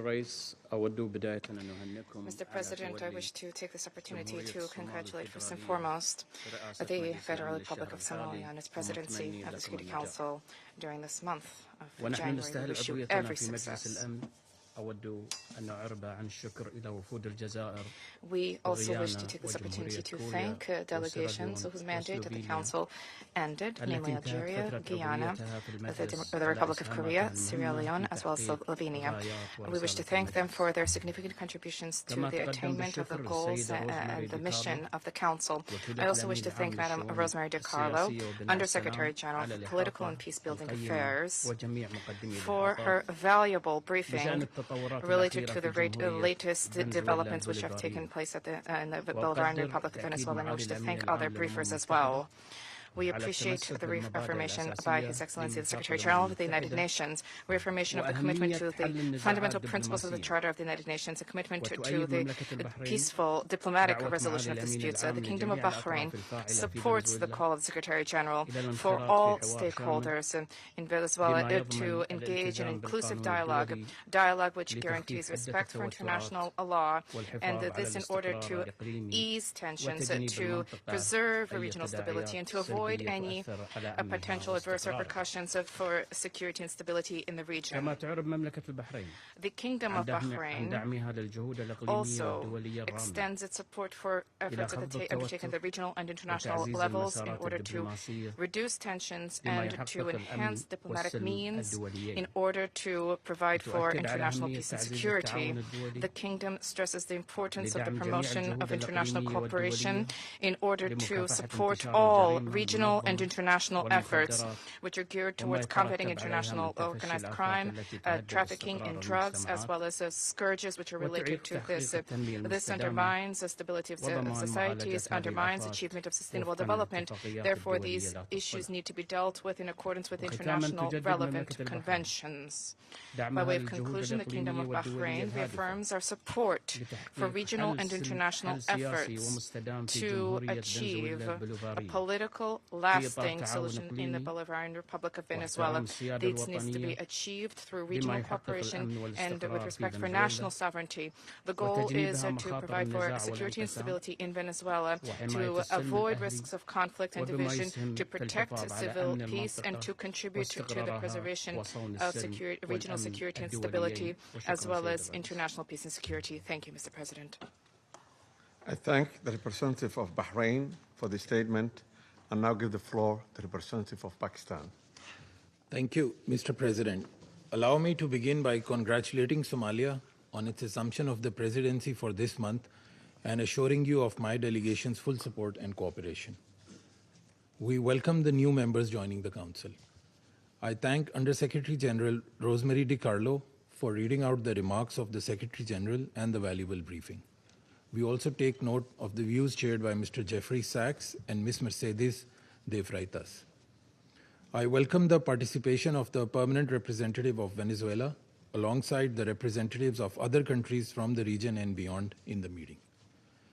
Mr. President, Pakistan views the recent developments in Venezuela with profound concern.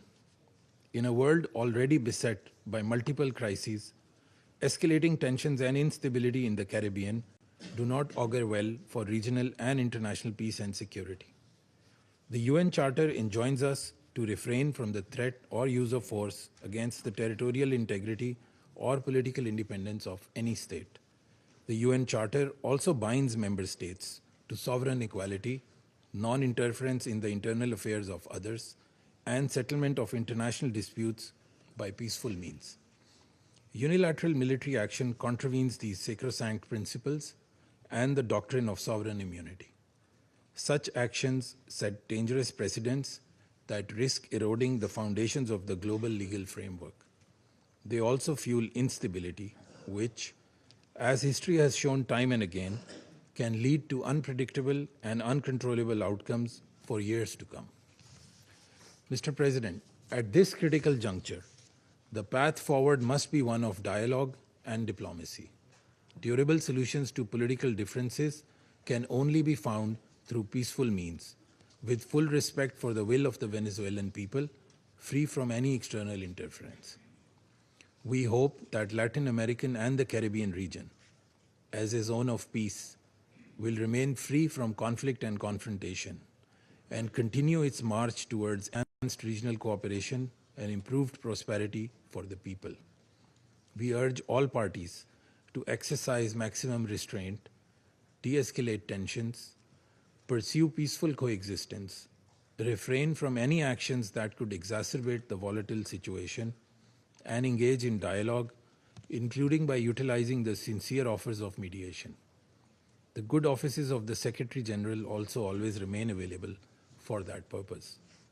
Lastly, Mr. President, I affirm Pakistan's commitment to contributing constructively to the discharge of the Security Council's primary responsibility for addressing the threat to international peace and security by diffusing tensions, promoting pacific settlement, and upholding respect for international law and the UN Charter.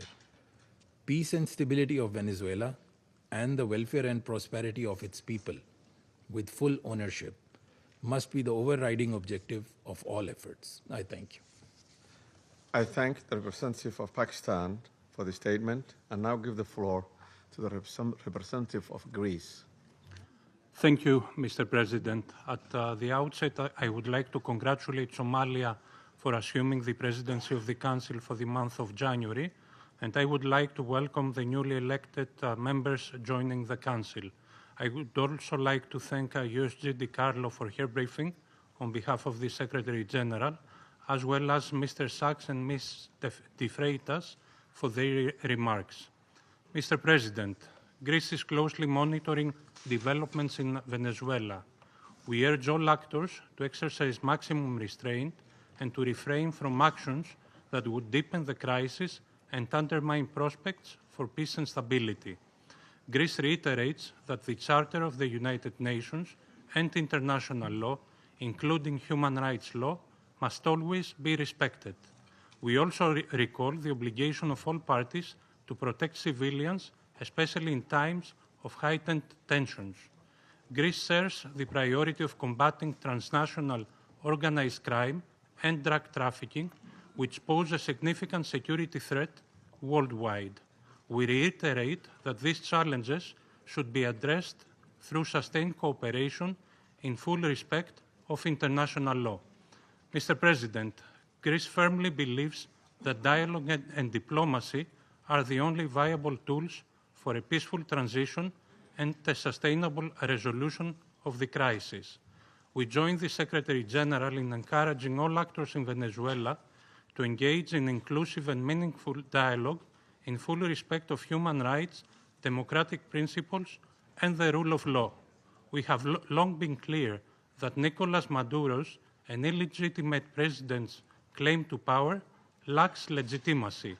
Greece has not recognized the results of the rigged elections of July 28, 2024, and has always supported initiatives aimed at achieving a democratic solution for Venezuela.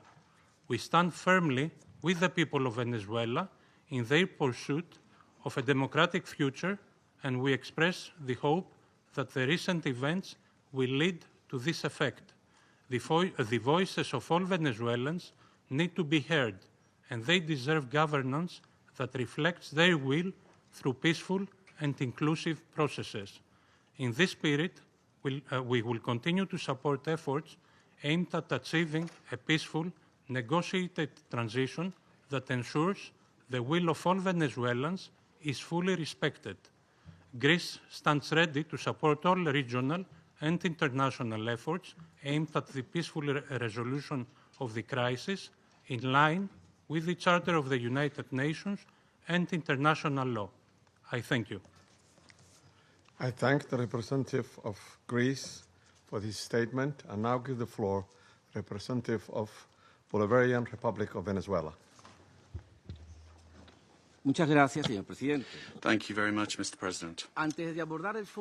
Before coming to the substance of our statement today, I think we need to make an institutional clarification. We note with concern that an attempt is being made to present to the Security Council a supposed representative of civil society, a person whose public career trajectory bears the hallmarks of sustained funding from foreign governments and transnational corporations. This has been the case for years, as well as participation in processes of political destabilization and the promotion of institutional breakdown in her own country. The instrumental use of this person to legitimize narratives of confrontation, justify the use of force, or minimize violations of international law does not contribute in any way to the purposes of this Council or to the strengthening of multilateralism. On the contrary, it erodes the credibility of the debates and distorts the Security Council's mandate entrusted with the maintenance of international peace and security. Mr. President, on January 3rd, 2026 is a date of profound historical significance, not only for Venezuela, but for the international system as a whole. On that day, the Bolivarian Republic of Venezuela was the target of an illegitimate armed attack, lacking any legal justification by the government of the United States of America, which included bombing of our territory, the loss of civilian and military lives, the destruction of civilian infrastructure, essential infrastructure, and the kidnapping of the constitutional president of the Republic, Nicolas Maduro Moros, and the First Lady, Celia Flores. Venezuela comes before this Council today with a deep conviction that international peace can only be sustained if international law is respected without exception, without double standards, and without selective interpretations. The events of January 3rd constitute a flagrant violation of the UN Charter, perpetrated by the U.S. government, in particular, the violation of the principle of sovereign equality of states, of the absolute prohibition of the use or threat of use of force against the territorial integrity or political independence of any state, as enshrined in Article 2, Paragraph 4. And a violation of the duty to settle disputes by peaceful means. Similarly, these acts also seriously violate the Geneva Conventions and its protocols, as indiscriminate attacks were carried out against the civilian population and assets. International human rights law has also been violated, particularly the right to life, personal integrity, and security. Of particular seriousness is the kidnapping of the President of the Republic by the government of the United States of America, which constitutes a direct violation of an essential norm of the international legal order, namely the personal immunity of heads of state in office. This immunity is not an individual privilege. It is an institutional guarantee that protects the sovereignty of states and the stability of the international system. Its disregard not only affects Venezuela, but also sets an extremely dangerous precedent for all states represented in this chamber, regardless of their size, power, or alliances. Mr. President, General Assembly Resolution 3314 clearly defines as an act of aggression the bombing of the territory of one state by the armed forces of another state, as well as the invasion or occupation, even without formal annexation. The events we are denouncing here unequivocally fit this definition. In 2004, the International Court of Justice affirmed that occupation exists when a state exercises effective control, even without formal annexation or the continuous presence of troops.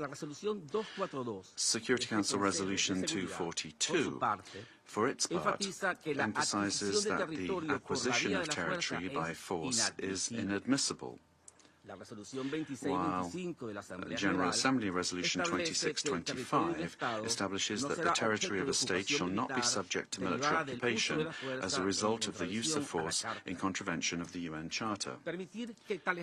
Allowing such acts to go without an effective answer would amount to normalizing the replacement of law by might, while eroding the very foundations of the collective security system.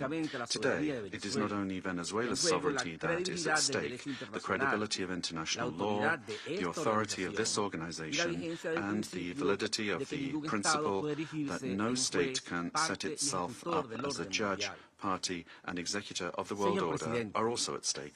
Mr. President, we cannot ignore a central element of this U.S. aggression. Venezuela is the victim of these attacks because of its natural resources. Our country's oil, energy, strategic resources, and geopolitical position have historically been factors of greed and external pressure. When force is used to control resources, impose governments, or redesign states, we are faced with a logic that harks back to the worst practices of colonialism and neocolonialism. Accepting such a logic would mean to open the door to a deeply unstable world in which countries with greater military capacities can decide by force the political and economic destinies of other states. This scenario not only threatens Venezuela, it threatens international peace and security as a whole. If the kidnapping of a head of state, the bombing of a sovereign country, and the open threat of further armed action are tolerated or downplayed, the message sent to the world is a devastating one, namely that the law is optional and that force is the true arbiter of international relations. Venezuela firmly believes in diplomacy, dialogue, and peaceful coexistence among nations. That has always been our historical position, and it remains so today, even in the face of an aggression of this magnitude. It is precisely that commitment to peace, the one that was violated on the 3rd of January. Therefore, Venezuela urges the Security Council to fully assume its responsibility and to act in accordance with the mandate conferred upon it by the Charter of the United Nations. In that regard, we request, A, that the government of the United States of America be demanded to fully respect the immunities of President Nicolas Maduro and First Lady Celia Flores, as well as their immediate release and safe return to Venezuela. 2, that the use of force against the Bolivarian Republic of Venezuela be clearly and unequivocally condemned. Thirdly, that the principle of non-acquisition of territory or resources by force be reaffirmed. And 4, that measures aimed at de-escalation, the protection of the civilian population, and the restoration of international law be adopted. Mr. President, in spite of the seriousness of the events, Venezuela would like to inform this body and the international community that its institutions are functioning normally, that constitutional order has been preserved, and that the state exercises effective control over all of its territory. In accordance with our Constitution, Executive Vice President Delcy Rodriguez is being sworn in as acting President of the Republic, thereby guaranteeing institutional continuity, stability, and internal peace. We wish to convey a message of serenity, confidence, and hope to the Venezuelan people. Venezuela is a nation that believes in peace, work, and dignity. Our commitment is to diplomacy and law, and the law is firm and unwavering. We defend our sovereignty without renouncing our values. We bet on dialogue without accepting imposition. We believe in a future of coexistence, development, and mutual respect among nations. We trust that the Security Council will rise to the historic moment facing humanity and choose the path of legality, collective responsibility, and peace. Thank you very much, Mr. President. I thank the representative of the Bolivarian Republic of Venezuela. I'll now give the floor to the representative of Argentina. Buenos días y muchas gracias, good morning, señor presidente. And thank you very much, Mr. President. Señor presidente, Mr. President, el gobierno de la República the Argentina government of the Argentine valora la Republic decisión y la values the determinación decision demostrada por el and presidente de determination Estados demonstrated Unidos by the y por President su of the gobierno United States en of las America recientes and by acciones his government adoptadas en in the Venezuela, recent actions que taken in derivaron en la Venezuela captura del that dictador resulted in the Nicolás Maduro, capture of the líder dictator del Nicolas cartel de los Maduro, soles, leader of the declarada como Cartel of the organización Suns, terrorista por el gobierno argentino en declared a 2025, terrorist organization mismo año by en el que la Argentina República in Argentina declaró 2025, también the same year in organización which terrorista al Argentina Tren de also Aragua. declared the Tren de Aragua a La terrorist República Argentina organization. confía The que estos Argentine Republic acontecimientos trusts that representen these events un avance represent decisivo a contra el decisive narcoterrorismo step que afecta a la forward región against y al mismo narco-terrorism tiempo that affects the abren una region, etapa and que at the same permita al time pueblo open venezolano a recuperar stage that will allow plenamente the la Venezuelan democracia, people to fully el imperio recover de la ley democracy, y the el rule of respeto law, de los derechos and respect humanos, for human de rights, conformidad in con los accordance with the principios del derecho principles of internacional, international y law, pongan fin a la and put an opresión end to the ejercida durante oppression años por exercised el for régimen years by the autoritario que authoritarian hundió regime al pueblo de that venezolano en plunged la the pobreza Venezuelan y people que into obligó a poverty que 8 and millones de forced 8 venezolanos million tuvieran que Venezuelans escapar de su to país. have to flee their country. Señor presidente, Mr. President, el régimen the ilegítimo de Nicolás illegitimate Maduro regime of no Nicolas solamente ha Maduro has not constituido una only amenaza constituted directa a para los direct ciudadanos threat to venezolanos Venezuelan por la citizens violación through the sistemática de los derechos systematic humanos, violation of la human apropiación de rights, los the recursos del país appropriation of the y la country's destrucción de las resources, and instituciones the destruction democráticas, of democratic sino también institutions, para toda la but región, also to al the entire liderar y region exportar sus by redes de leading and narcotráfico exporting y its crimen networks organizado. of drug trafficking and organized crime. Desde la asunción del presidente Since Javier the Milei, la inauguration of Argentina ha President sido Javier clara y Milei, consistente Argentina en has su been clear and posicionamiento frente a consistent esta in its position situación. regarding this Hemos situation. denunciado sin We have ambigüedades la falta de unequivocally denounced libertades the lack of y las graves freedoms and the violaciones a los serious derechos humanos human rights y hemos violations, contribuido and we have activamente actively con contributed determinación with y determination and responsabilidad a los responsibility esfuerzos to internacionales international efforts orientados aimed at the al return retorno of de la democracy democracia en in Venezuela. En marzo de In March 2024, 2024, cuando otros when optaron others por la inacción opted o la for inaction ambigüedad, or ambiguity, la Argentina otorgó asilo Argentina diplomático a granted 6 líderes diplomatic opositores asylum to venezolanos, 6 Venezuelan asumiendo un opposition enorme leaders, desafío assuming para an nuestra enormous representación challenge en for our Caracas. representation in Caracas. Posteriormente, tras Subsequently, denunciar el carácter after fraudulento del denouncing the resultado fraudulent anunciado nature of the en las result elecciones del announced 28 in de the julio de 28 2024, July 2024 reconocer a elections, Edmundo González and Urrutia como recognizing Edmundo presidente electo, González la Argentina Urrutia fue as expulsada de president-elect, Venezuela. Argentina Nuestra was embajada, expelled from donde Venezuela. permanecían los Our embassy, asilados, where the asylum fue seekers objeto remained, de un was subject asedio to a permanente. permanent siege. Despite these pressures, the Argentine Republic maintained its unwavering conviction to continue denouncing the situation in Venezuela and to act in every available international forum so that Venezuela could once again embrace freedom and democracy. Mr. President, this is not the first time that Argentina has addressed the Security Council regarding the situation in Venezuela. On the 23rd of December last, we expressed our deep concern over institutional and humanitarian deteriorating situation, noting the effects of the illegitimate regime of Nicolas Maduro transcended the domestic sphere and negatively affected regional stability, constituting a concrete threat to hemispheric security. In the same vein, President Milei stated at the Mercosur summit that Argentina welcomed the pressure from the United States aimed at freeing the Venezuelan people.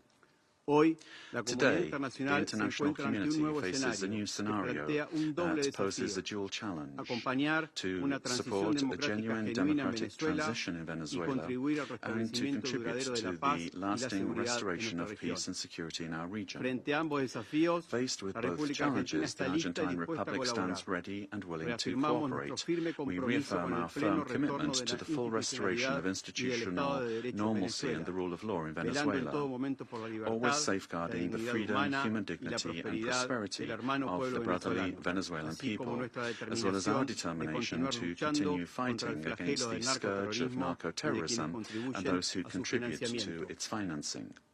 The process that begins today requires the firm and coordinated commitment of all those countries that have accompanied the Venezuelan people in their long struggle, so that Venezuela can leave behind more than 2 decades of political, humanitarian and social crisis and can finally be reunited with freedom, democracy, respect for human rights and economic prosperity.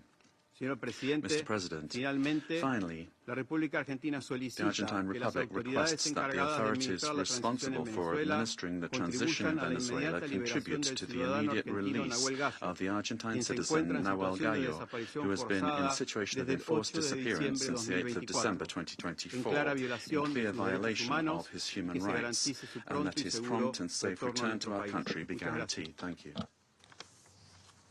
I thank the representative of Argentina and now give the floor to the representative of Chile. Thank you, Mr. President. Chile would like to thank Somalia for convening this informational briefing under the item Threats to International Peace and Security. We'd also like to thank Madam Rosemary DiCarlo, USG for Political and Peacebuilding Affairs, as well as the briefings from Mr. Jeffrey Sachs and Ms. Mercedes de Freitas. President, Chile would like to express our deep concern and firm condemnation of the unilateral military action taken by the United States in the territory of the Bolivarian Republic of Venezuela. We also reiterate consistently our firm commitment to respect for international law, sovereignty and territorial integrity of states and the peaceful settlement of disputes, the prohibition of the threat or the use of the threat of force, and full respect for human rights. These affirmations are accepted by the majority, and they must maintain their importance in order to preserve international peace and security. We said this on the 23rd of December when we took the floor, and we reiterate this today. Chile does not recognize the Maduro regime, but serious violations of human rights being faced by Venezuela do not have a military solution. They can only be addressed through peaceful, gradual and inclusive measures that will take into account the legitimate aspirations of the Venezuelan people. Respect for international law does not allow for exceptions, including when it comes to addressing the illegitimacy of a president. Problems must always be solved within the normative framework that we have provided for ourselves as nations. The future of Venezuela must include free elections, citizen participation, and international assistance, and not with actions that could create dangerous precedents or escalate tensions in the region with serious consequences for the population. Chile, as a witness of history and based on our own experience with the loss of democracy, where there was foreign interference that caused extreme damage and pain for the Chilean people, we were able to recover our democracy through a transitional process that was carried out with the assistance of the international community, the strength of organized citizens, and through our institutions.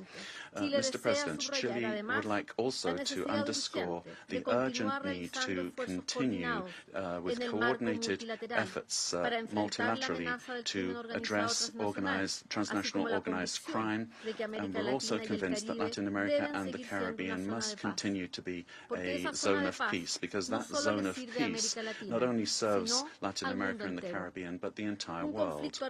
An armed conflict will have devastating humanitarian consequences in Venezuela and in the region. It will worsen the suffering of the civilian population and worsen even further the displacement, insecurity and vulnerability aspects of the situation. We reiterate that any differences must be dealt with exclusively through peaceful means, in strict respect for international law, the sovereignty of states, and the prohibition of the use or the threat of the use of force.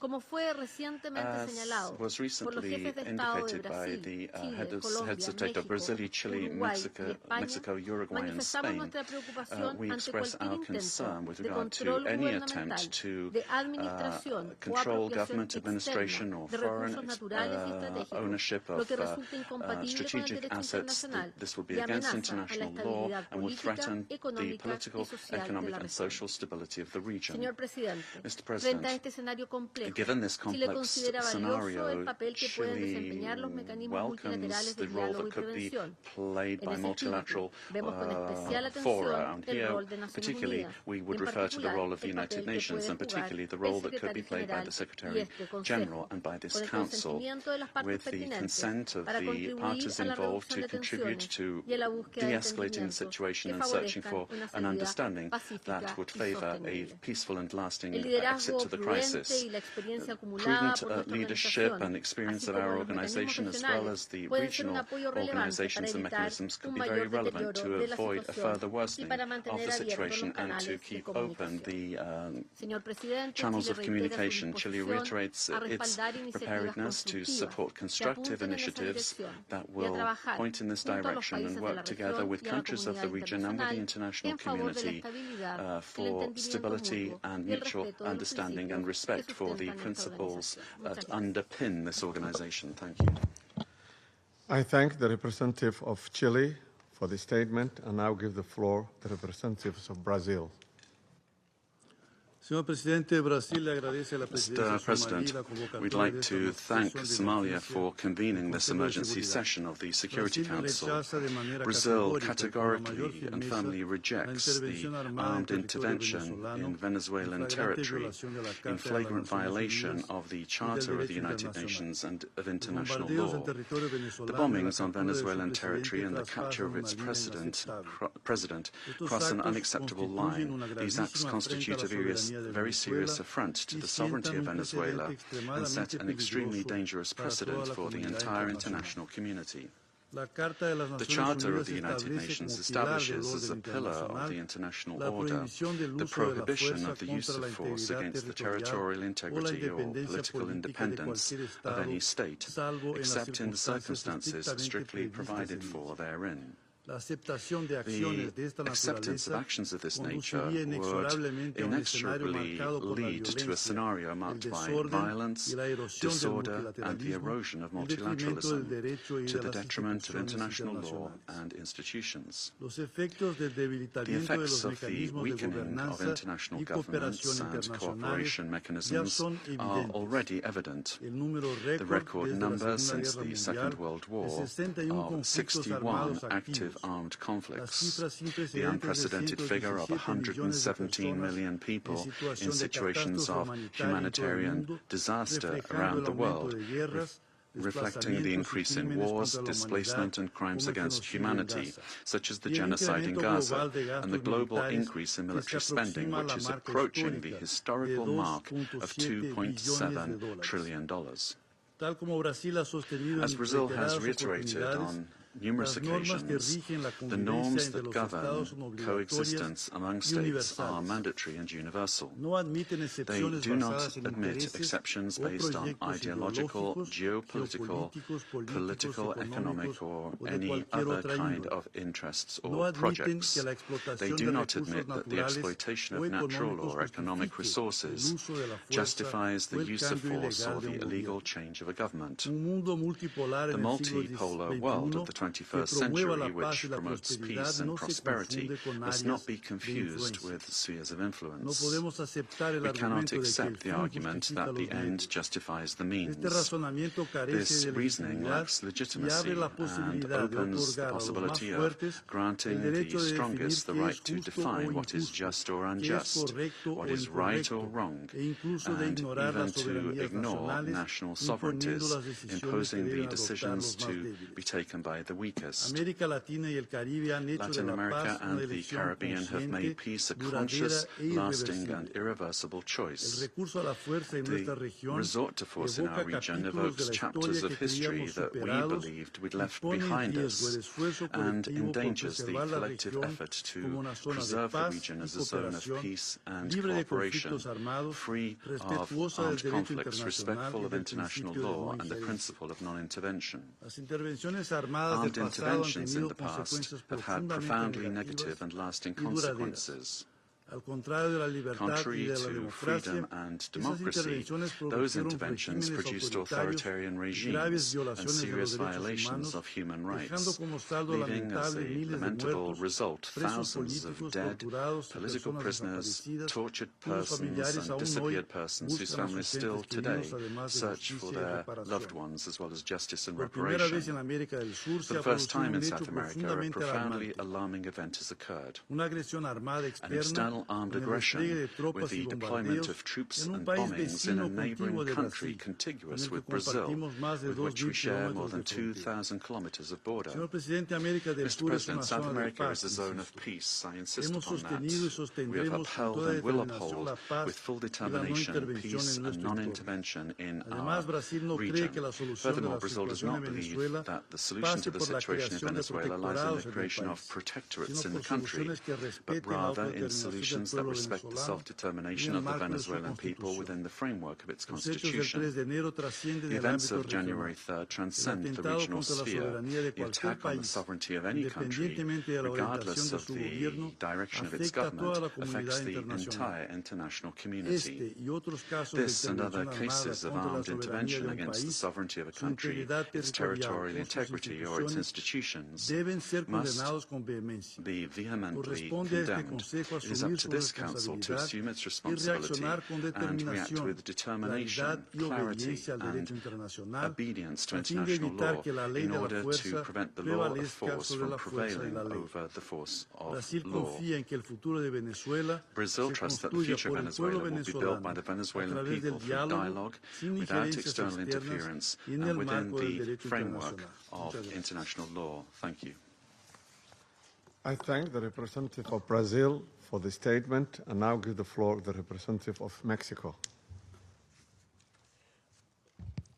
Señor Presidente, Mr. President, gracias por haber convocado thank you for esta reunión de having emergencia del convened Consejo. this emergency meeting of the El Council. gobierno de México ha hecho The government of explícita Mexico ya has already su posición de made condena its position a la clear with regard to our agresión condemnation del of the pasado military 3 de aggression enero of January contra 3rd objetivos en against territorio de targets in Venezuela the territory of en Venezuela, clara in violación clear del violation of artículo Article 2 segundo de la of Carta the de las Charter Naciones of the Unidas. United Nations. Estas acciones These no actions deben must not permitirse, be pues allowed, constituyen as they un severo constitute golpe a severe blow a la Carta to the y al Charter multilateralismo. and to multilateralism. México quisiera Mexico would precisar like to los clarify the siguientes following 4 points. puntos. 4 points. Número 1. Number one, the prohibition of the threat or the use of force against the sovereignty, territorial integrity, or political independence of any state is the foundation of international law, regardless of the country or the government involved. La retórica que apunta hacia un escalamiento o expansión de las acciones militares, incluidos otros países de nuestra región, amenaza la estabilidad regional. 3. El Consejo de Seguridad tiene la responsabilidad y sobre todo la obligación de actuar de manera decisiva y sin dobles estándares ante violaciones graves a la Carta y para restablecer la paz y la seguridad internacionales en estricto apego a lo dispuesto en su artículo 24 y observando el artículo 27, inciso 3. 4. Corresponde a los pueblos soberanos decidir su destino y encontrar soluciones pacíficas, democratic and negotiated solutions to their political differences within a framework of unrestricted respect for human rights. Los cambios de régimen por actores externos y la aplicación de medidas extraterritoriales no solo son actos contrarios al derecho internacional, sino que históricamente han agudizado conflictos y fragilizado el tejido social y político de las naciones. Señor Presidente, estimados colegas, esteemed colleagues, estimadas colegas, a pesar de las diferencias políticas despite the political differences among our governments, Latin America and the Caribbean has been forged as a zone of peace. Collectively, we have, for decades now, resorted to the available political and legal mechanisms available in order to peacefully settle disputes. The current violation of this fragile balance gravely endangers the political stability and the security of the region, as well as the well-being of our peoples. Those who justify these acts deny the independent history of Latin America and the Caribbean. Mexico, firm in its constitutional principles of foreign policy and its pacifist calling, emphatically reiterates that dialogue and negotiation are the only legitimate and effective ways to resolve existing differences. I reiterate the call of the President of Mexico for the UN to do more to resolve this and other conflicts, including through the good offices of its Secretary General. In view of the events of January 3rd, Mexico reaffirms its willingness to support any effort at facilitating dialogue, mediation, or providing assistance that promotes peace in the region. Finally, we cannot overlook the fact that this session of the Council has been held only now, when what we face is a serious situation that puts international peace and security at risk. Thank you. I thank the representative of Mexico for his statement, and now give the floor to the representative of Paraguay. Gracias, señor presidente. Thank you, Mr. President. La delegación de la República del Paraguay the delegation of Paraguay would like to thank the Presidency and the members of the Council for the opportunity to take the floor at this very important session. Alertado sobre la deriva Paraguay has already pointed out the situation with regard to Venezuela under President Maduro and the Cartel de los Soles and the criminal organization that was formally declared as such by our national authorities, and his continued presence was a threat to the region. The exit of the leader of that terrorist organization should immediately lead to the restoration of democracy and to the rule of law in Venezuela, making it possible for the popular will expressed at the ballot box will be the foundation for reconstruction in Venezuela. We would also urgently call for the release of all political prisoners that are still in the prisons of that country, and we reiterate that a return to democratic institutions in Venezuela and the possibility for the legitimately elected authorities to resume their functions are fundamental steps for stability in the region. And finally, Paraguay reaffirms our historic commitment to the peaceful settlement of disputes, and we desarrollo de los acontecimientos actuales en Venezuela y alienta a priorizar vías democráticas que garanticen una transición ordenada. Nuestro compromiso es y seguirá siendo con los principios democráticos del Estado de Derecho y la paz social.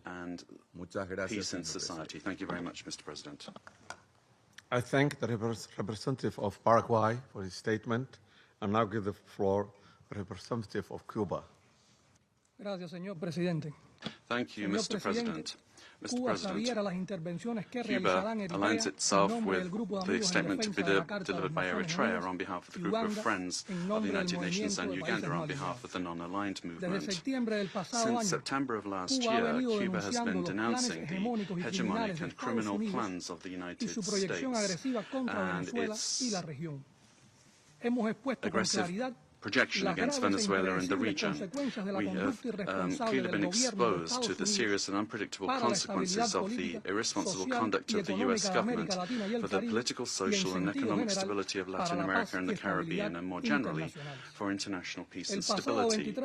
On the 23rd of December, in this very body, we set out the sequence and escalation of actions carried out by the United States with the aim of overthrowing by force the legitimate and constitutional government of Venezuela and destroying the civic and military union. The United States resorted to various maneuvers to materialize its plans for domination, including vile extrajudicial executions and acts of piracy, maritime terrorism against oil tankers and their crews in international waters of the Caribbean Sea, as well as the imposition of an illegal naval blockade against Venezuela and the politically motivated designation of its legitimate government as a foreign terrorist organization. Previously, it had subjected that country to prolonged unilateral coercive measures, economic asphyxiation, smear campaigns and attacks against some of its important institutions, exposing it to a cruel psychological war, with absolute disrespect for the Charter of the United Nations and international law, including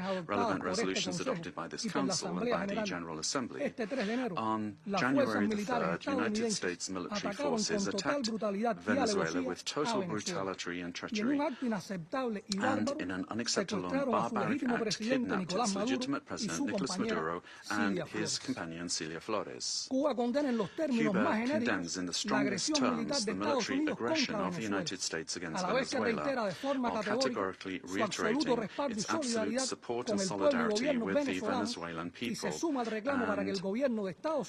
joins the demand that the government of the United States release the constitutional president, Nicolas Maduro Moros, and his companion Celia Flores.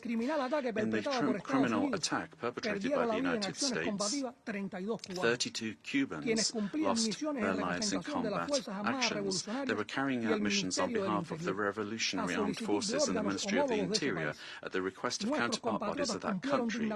Our compatriots honorably fulfilled their duty and fell after fierce resistance in direct combat against the attackers or as a result of the bombings of the facilities.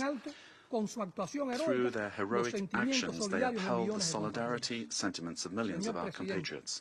Mr. President, the cowardly U.S. aggression against Venezuela is a criminal act in violation of international law and the UN Charter. It constitutes a dangerous escalation of the sustained war campaign waged for years by the United States against that sister nation, which intensified since September 2025 with the aggressive naval deployment in the Caribbean Sea under mendacious pretexts and unfounded accusations without any evidence whatsoever. The U.S. military attack against Venezuela has no justification whatsoever. It does not respond to any provocation, nor does it possess legitimacy. It is based on the aberrant doctrine of peace through force and undermines the stability and peace that have characterized our Latin American and Caribbean region for years.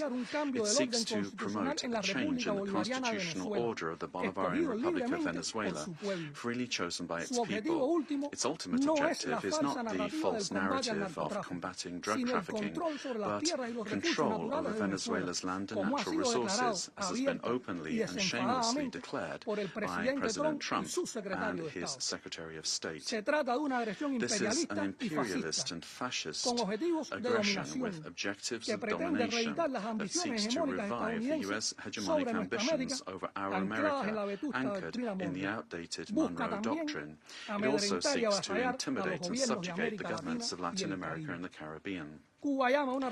Cuba calls for an urgent reaction from the international community against this criminal attack on Venezuela, a peaceful nation that does not attack the United States or any other country. We call on all governments, parliaments, social movements, and peoples of the world to condemn the U.S. military aggression against Venezuela and to confront this act of state terrorism that threatens international peace and security and seeks to impose a new doctrine of U.S. imperialist domination in Latin America and the Caribbean and in the world.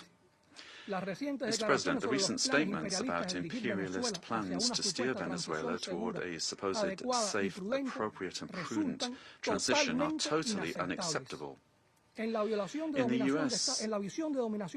vision of domination, this means imposing a puppet government functional to its predatory goals, particularly unrestricted access to and plundering of natural resources that, by right, belong to the Venezuelan people. Determining the destiny of Venezuela is an exclusive right of its people, without external interference.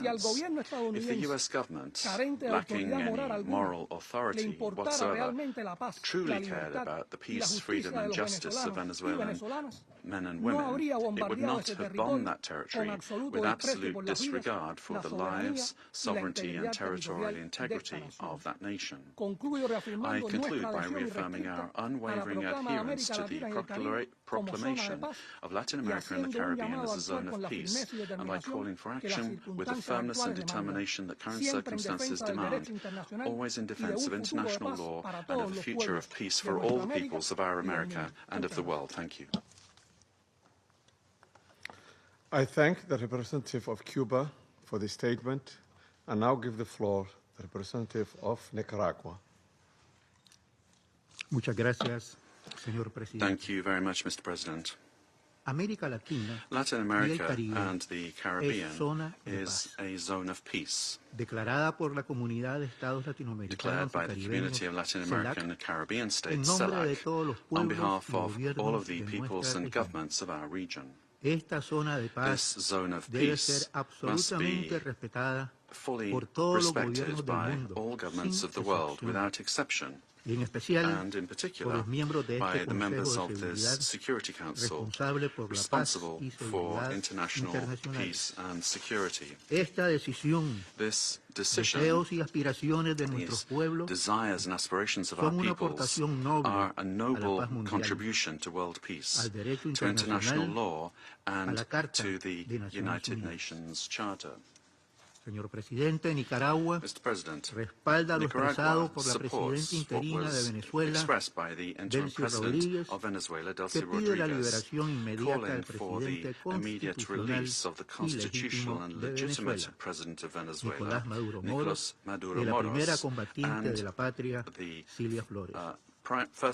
Todos los Estados miembros de Naciones Unidas tenemos el deber de respetar el derecho internacional, el espíritu, los propósitos y principios de la Carta de Naciones Unidas, el derecho a la soberanía, autodeterminación, integridad territorial de los Estados, la no injerencia, la convivencia pacífica.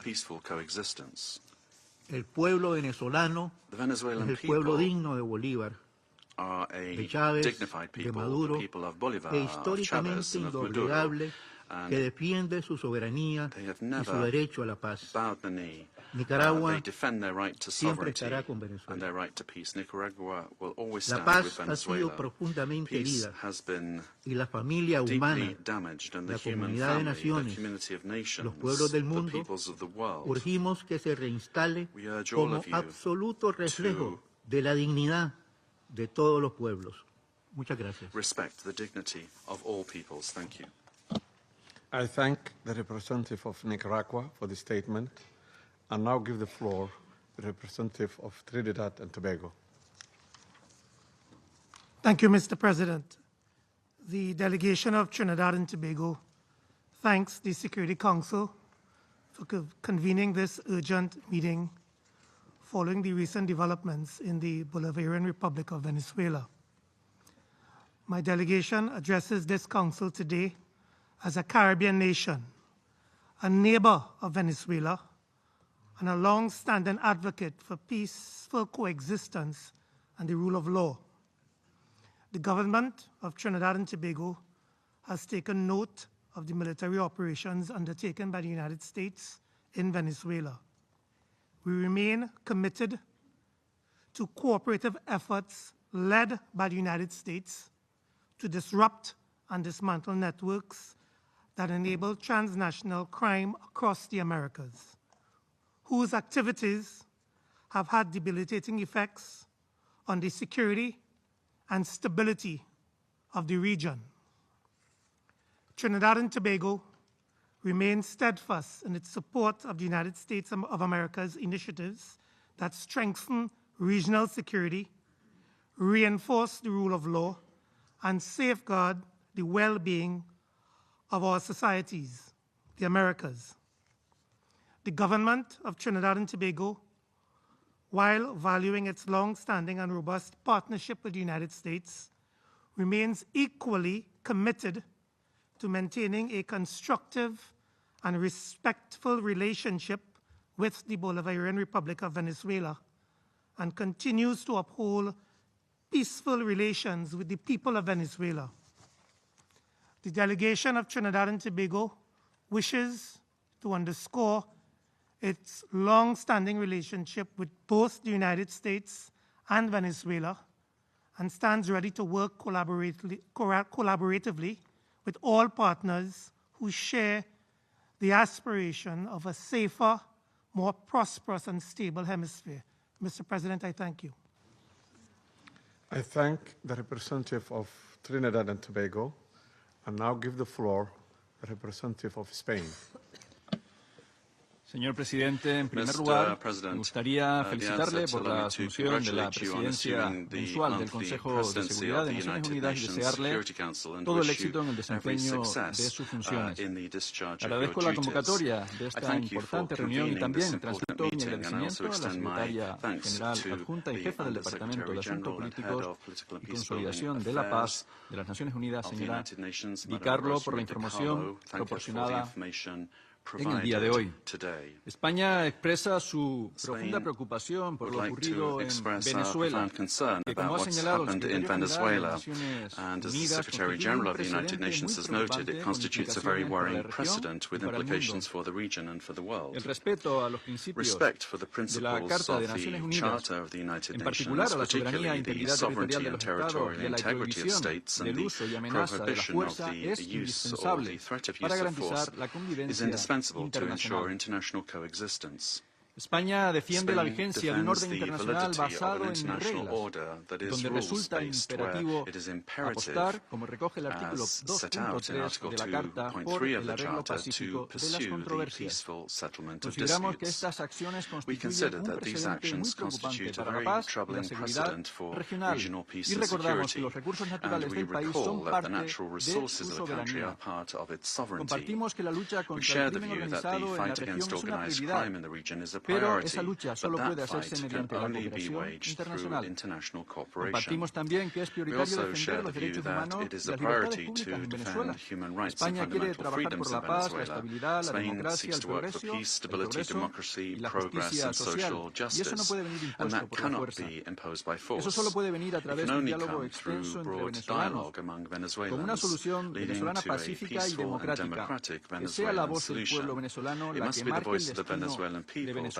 determines the destiny of España no Venezuela. reconoció el resultado de las Spain últimas did not elecciones celebradas recognize the en Venezuela results en of the julio most de recent elections 2024 held in y ha Venezuela sido in July contundente su condena de cualquier 2024 violación y and has been amenaza a los derechos unequivocal in humanos. condemning any Ha violations dado and threats to protección a human aquellos líderes rights. opositores We que have han sido provided perseguidos protection y ha to mostrado opposition un firme leaders who have rechazo been a cualquier persecuted conducta and have antidemocrática expressed y firm abuso rejection contra la of any ciudadanía. undemocratic conduct Pero esta and condena abuses solo against puede the ejercerse desde citizenry. el respeto But a la such legalidad condemnation can only be internacional. exercised with full respect for España international law. trabajará por unir a los Spain venezolanos will work to unite y venezolanas Venezuelans, y apuesta por men el and diálogo y la women, paz, and porque is la fuerza committed to dialogue jamás and peace because trae force más never democracia. brings Gracias, more señor democracy. presidente. Thank you, Mr. President.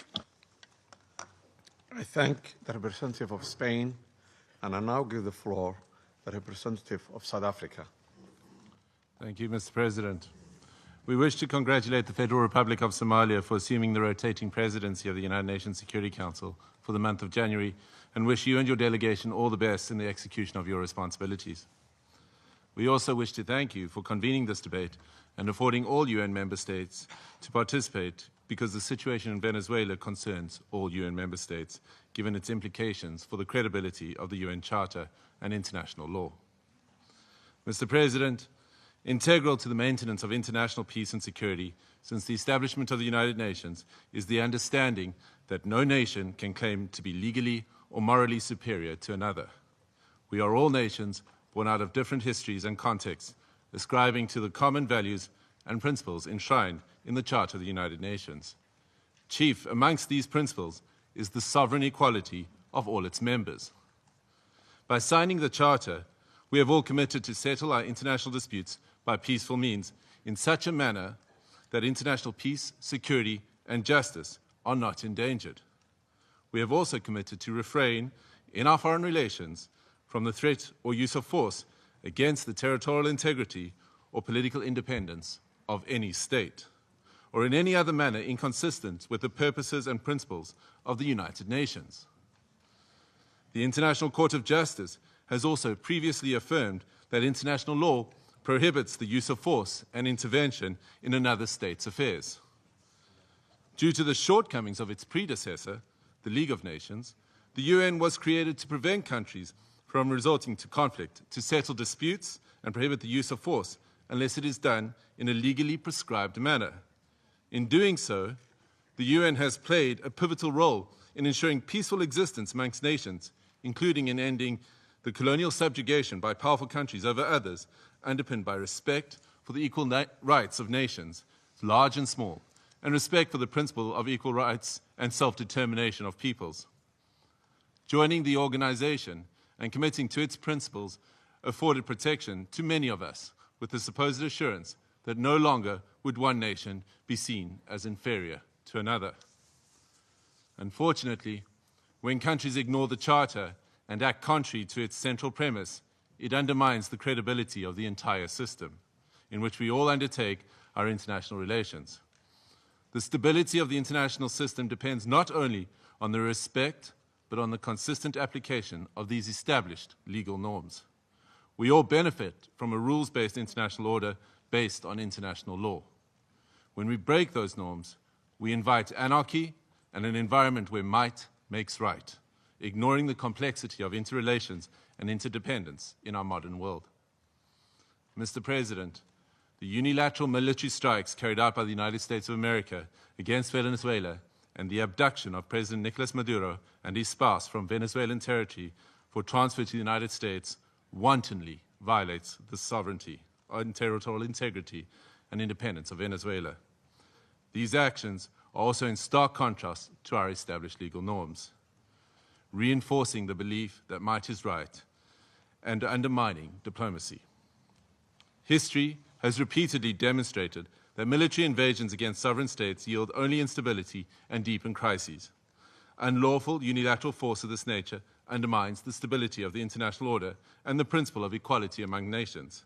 Such use of force also undermines the institutional infrastructure established to regulate relations among nations. We have seen examples of these in Libya, Iraq, and countless cases in Africa where foreign interventions and interference create security crises and undermine national governance institutions cultivated through nuanced and complex national contexts. South Africa stresses that allegations of internal governance challenges, human rights concerns, or acts of criminality by a head of state cannot justify a breach of the Charter's prohibition on the use of force, particularly Article 2.4 of the Charter. The peaceful resolution of disputes and internal matters must proceed in accordance with international law and through multilateral mechanisms. Additionally, under international law, a state has exclusive jurisdiction over persons and conduct within its own territory. Any enforcement of domestic law, including arrest by one state within the territory of another state without the state's consent, is an unlawful violation of sovereignty. There are recourse mechanisms at the disposal of states to implement international law. This includes taking action by bringing a case before the International Court of Justice or seeking action from the Security Council. We note the statement issued by a group of concerned countries, mainly those in the Latin American region, most affected by the developments in Venezuela, which reiterates that the situation in Venezuela must be resolved exclusively through peaceful means, through dialogue, negotiation, and respect for the will of the Venezuelan people in all its expressions, without external interference and in accordance with international law. Mr. President, each one of our countries, including our peoples, that are members of this organization and that are bound to its charters, have the right to determine our own democratic and political path. This inherent charter-given right to self-determination cannot and should not be abrogated. If we do not stand up for the sovereign rights of any nations or states when they are undermined and wantonly violated, then which one of us are safe or are guaranteed protection by the principles of the Charter and international law? Failure to act decisively against such violations is a tantamount to inviting anarchy and normalizing the use of force and military might as the main form of discourse in international politics. This would be a regression into a world preceding the United Nations, a world that gave us two brutal world wars, and an international system prone to severe structural instability and lawlessness. We cannot afford to proceed into a complex future without the stability and protection afforded by international law. I thank you. I thank the representative of South Africa for his statement, and I now give the floor to the representative of Eritrea. Thank you, Mr. President. Allow me at the onset to congratulate Your Excellency and the government of the Federal Republic of Somalia on assuming the presidency of the Security Council for the month of January. We also extend our congratulations to Bahrain, Colombia, the Democratic Republic of Congo, Liberia, and Latvia on their election to the Security Council. As this is the first Security Council meeting of the year, allow me to pay tribute to the outgoing members, Algeria, Guyana, the Republic of Korea, Sierra Leone, and Slovenia, for their dedicated service and diligent work throughout the tenure of the Council. I read this statement on behalf of the Group of Friends in Defense of the United Nations Charter. The Group of Friends in Defense of the Charter of the United Nations condemns the most unequivocal and categoric manner the act of aggression perpetrated on 3rd January 2026 against the Bolivarian Republic of Venezuela by special forces of the United States of America, which included armed attacks against civilian and military objects in the capital city of Caracas, as well as in various other cities of the Venezuelan territory, and the illegal abduction of the President and First Lady of the Bolivarian Republic of Venezuela, His Excellency Mr. Nicolas Maduro Moros, and Her Excellency Mrs. Celia Flores de Maduro. The member states of the Group of Friends in Defense of the Charter of the United Nations expressed their serious concern at the impact of these series of armed attacks, particularly on civilians and their human rights to life, which have included military assaults with U.S. Special Forces, while emphasizing that such acts constitute a clear breach of international law and of each and every principle governing international relations, including those foreseen in the Charter of the United Nations. The Group of Friends of the Charter of the United Nations reiterates its firm support to the constitutional government of the Bolivarian Republic of Venezuela under the leadership of President Nicolas Maduro Moros, and emphasize the importance of ensuring strict respect for the inviolability of the immunities accorded to heads of states and government under international law, while renewing its unwavering solidarity with the Venezuelan people in their ongoing struggle for defending their homeland, including through the actions it may take within the framework of international law to exercise its inalienable right to self-defense. The member states of the Group of Friends in Defense of the Charter of the United Nations demand for the immediate cessation of all hostilities against the Bolivarian Republic of Venezuela, for the full respect for the sovereignty, territorial integrity, political independence, and inalienable right to self-determination of the Bolivarian Republic of Venezuela, for the immediate return of President Nicolas Maduro and First Lady Celia Flores de Maduro to the Venezuelan national territory, and for those responsible for these acts of aggression to be held accountable. The Group of Friends of the Charter of the United Nations firmly reject the remarks delivered by the President of the United States of America during the afternoon of 3rd January 2026, in which he not only threatened with additional airstrikes against the Venezuelan territory, but also claimed to resolve to occupy and govern the Bolivarian Republic of Venezuela, and to exploit the natural resources and administer the wealth of that sisterly nation in what can only be described as the confession of a clear plan of annexation that foresees, among others, the complete obliteration of the inalienable rights of the Venezuelan people, as well as the fundamental rights of the Venezuelan state as a whole. The member states of the Group of Friends of the Defense of the Charter of the United Nations call on all relevant international bodies, including the Security Council and the General Assembly of the United Nations, to swiftly mobilize in order to uphold the purposes and principles enshrined in the Charter of the United Nations, and to urgently take appropriate measures to avoid further escalation of the situation on the ground, particularly additional acts of aggression against the sovereignty and territorial integrity of the Bolivarian Republic of Venezuela, and preserve both regional and international peace and security. I thank you. I thank the representative of Eritrea for her statement, and I now give the floor to the representative of Islamic Republic of Iran. Thank you. In the name of God, the Compassionate and Merciful, thank you, Mr. President, for convening this emergency and important meeting. We acknowledge the presence of the Undersecretary General Mr. Carlo at this meeting and extend our appreciation to Professor Jeffrey Sachs for his informative and insightful briefing. At the outset, I would like to extend my warm congratulations to Somalia on its assumption of the presidency of the Security Council for this month. I also wish to warmly congratulate the newly elected members of the Council, Bahrain, Colombia, Republic of Congo, Latvia, and Liberia on their election. Mr. President, the Islamic Republic of Iran would like to associate itself with the statement delivered by Eritrea on behalf of the Group of Friends in Defense of the Charter of the United Nations, and wishes to make the following remarks in its national capacity.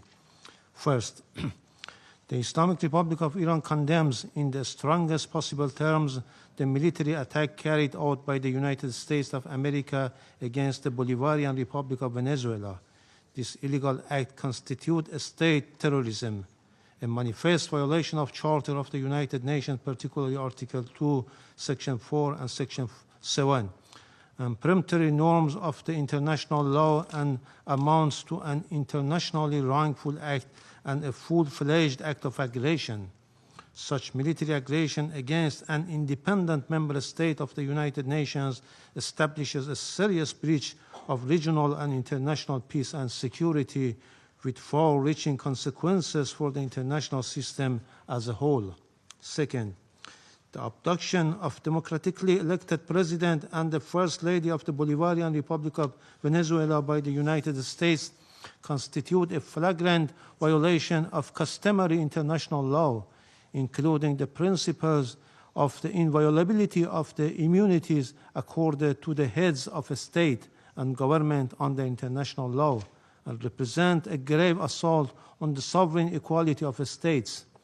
The Islamic Republic of Iran recalls Venezuela's inherent right to self-defense and underscored the legal responsibility of the United Nations, in particular the Security Council, to take immediate measures to halt this unlawful aggression and to ensure accountability for all those responsible. Iran also affirms its full support for the people and legitimately elected government of the Bolivarian Republic of Venezuela. Third, the United States is openly seeking to substitute its domestic law for international law and the Charter of the United Nations. This represents a serious warning to the international community and to all member states.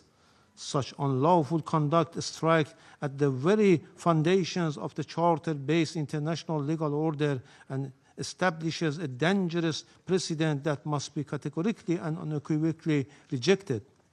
The so-called declared U.S. policy of peace through strength prescribed the law of the jungle and the rule of force instead of rule of law, and if tolerated and normalized, would render the collective security system established by the Charter ineffective and devoid of purpose. Fourth, the continued inaction and paralysis of the Security Council in the face of the explicit threat and act of aggression by the United States have fostered a dangerous climate of impunity. It has emboldened the United States to persist in unlawful conduct that poses a grave threat to regional and international peace and security. In recent days, the President of the United States had repeatedly issued public threat of the use of force against the Islamic Republic of Iran in manifest violation of Article 2 of the Charter of the United Nations. At the same time, the United States is shedding crocodile tears for the Iranian people and hypocritically claims to support them while maintaining a well-documented record of intervention, the use of force, and the imposition of unlawful unilateral coercive measures against Iran. This includes its direct political, military, and operational support and involvement for Israeli regime unlawful joint war of aggression against Iran between 13 and 24 June 2025, which resulted in loss of civilian life, attacks on civilian infrastructure, and serious violations of fundamental human rights of the Iranian people. Iran reaffirms its inherent right to defend its sovereignty, territorial integrity, and national security, and to protect its people against any foreign interference. The United States of America will bear full responsibility for consequences arising from its unlawful threats and any ensuing escalation. Finally, we unequivocally reject the baseless allegation and unwarranted reference made to Iran by the representative of the United States at this meeting. The facts on the ground are clear, speak loudly for themselves, and cannot be concealed by political rhetoric or manufactured narrative. I thank you. I thank the representative of Islamic Republic of Iran, and now give the floor to the representative of Uganda. Thank you, Mr. President. I have the honor to deliver this statement on behalf of the Non-Aligned Movement, NAM, representing 121 member states united by the shared principle of respect for the sovereignty and territorial integrity of all nations.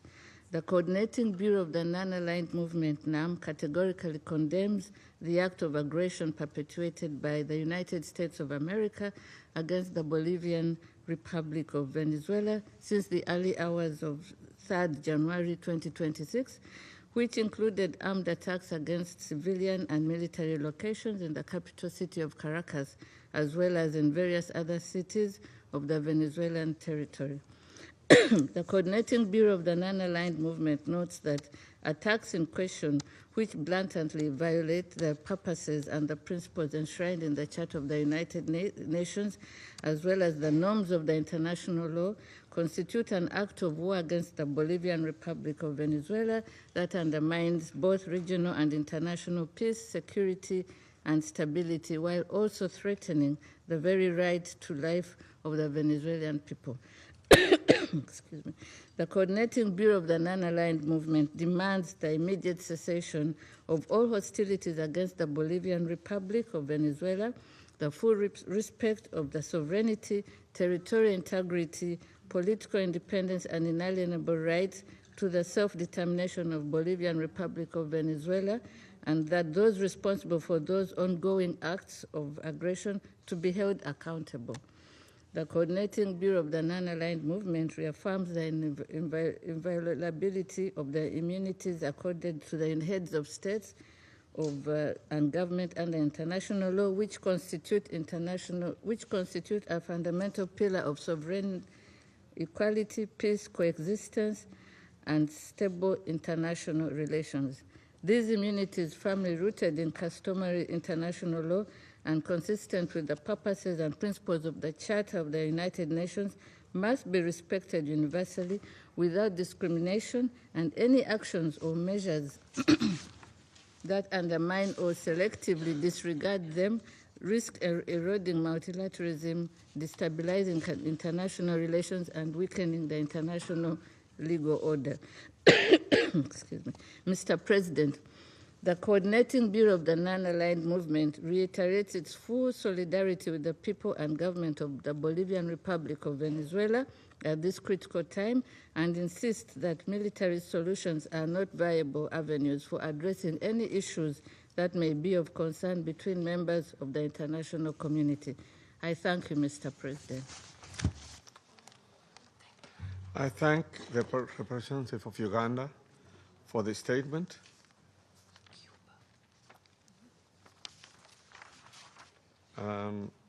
I now give the floor to the representative of Cuba, who has asked for the floor to make a further statement.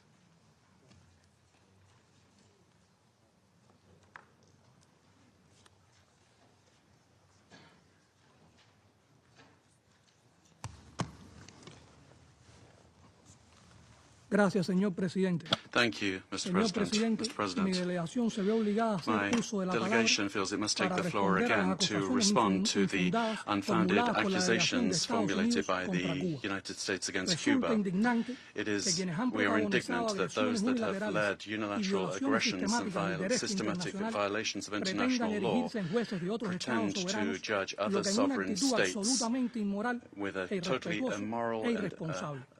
irresponsible Rechazamos attitude lacking categóricamente respect. We las calumnias de que fundamentally Cuba reject tiene the presencia de accusations inteligencia that en Cuba Venezuela. has intelligence Tales assets in afirmaciones Venezuela. carecen de toda These base kinds of fáctica statements y lack any constituyen un factual intento base and evidente are a de clear desviar la atención de la attempt to conducta agresiva y criminal de Estados take the Unidos eyes of the world en la off the región. criminal acts of the Cuba United States respeta in the region. estrictamente la Cuba soberanía, la strictly respects independencia the y el sovereignty, derecho inalienable independence, del pueblo and venezolano a inalienable decidir right of the su propio Venezuelan destino, people to tal como decide their own establece destiny, la Carta de las as Naciones Unidas. established by the United La Nations cooperación entre Charter. ambos países en Cooperation múltiples between esferas, both countries incluida la militar, is in multiple tiene spheres, bases legítimas has y se basa en legitimate acuerdos basis bilaterales and is suscritos based on soberanamente por bilateral ambas partes. agreements signed Como ha by sido both declarado por parties, el as has gobierno been declared by the revolutionary los 32 government, the combatientes caídos o víctimas 32 en un acto criminal de agresión combatants y that terrorismo de Estado fell in terrorist perpetrado por Estados Unidos acts perpetrated by the cumplían United misiones en States were representación de las Fuerzas in Armadas missions revolucionarias y of el the Ministerio del revolutionary Interior forces a la solicitud de órganos aéreos de Venezuela. at the Estos request patriotas of supieron poner Venezuela. en alto Those con la patriots actuación heroica were heroic in their action, showing solidarity with millions of Cubans. These accusations attempt to suggest that Cuba is involved in this way in Venezuela. We categorically reject that. Thank you. I thank the representative of Cuba for the statement. There is no more names inscribed on the list of speakers. The meeting is adjourned. If you like this video, then like, share and subscribe to ET Now World.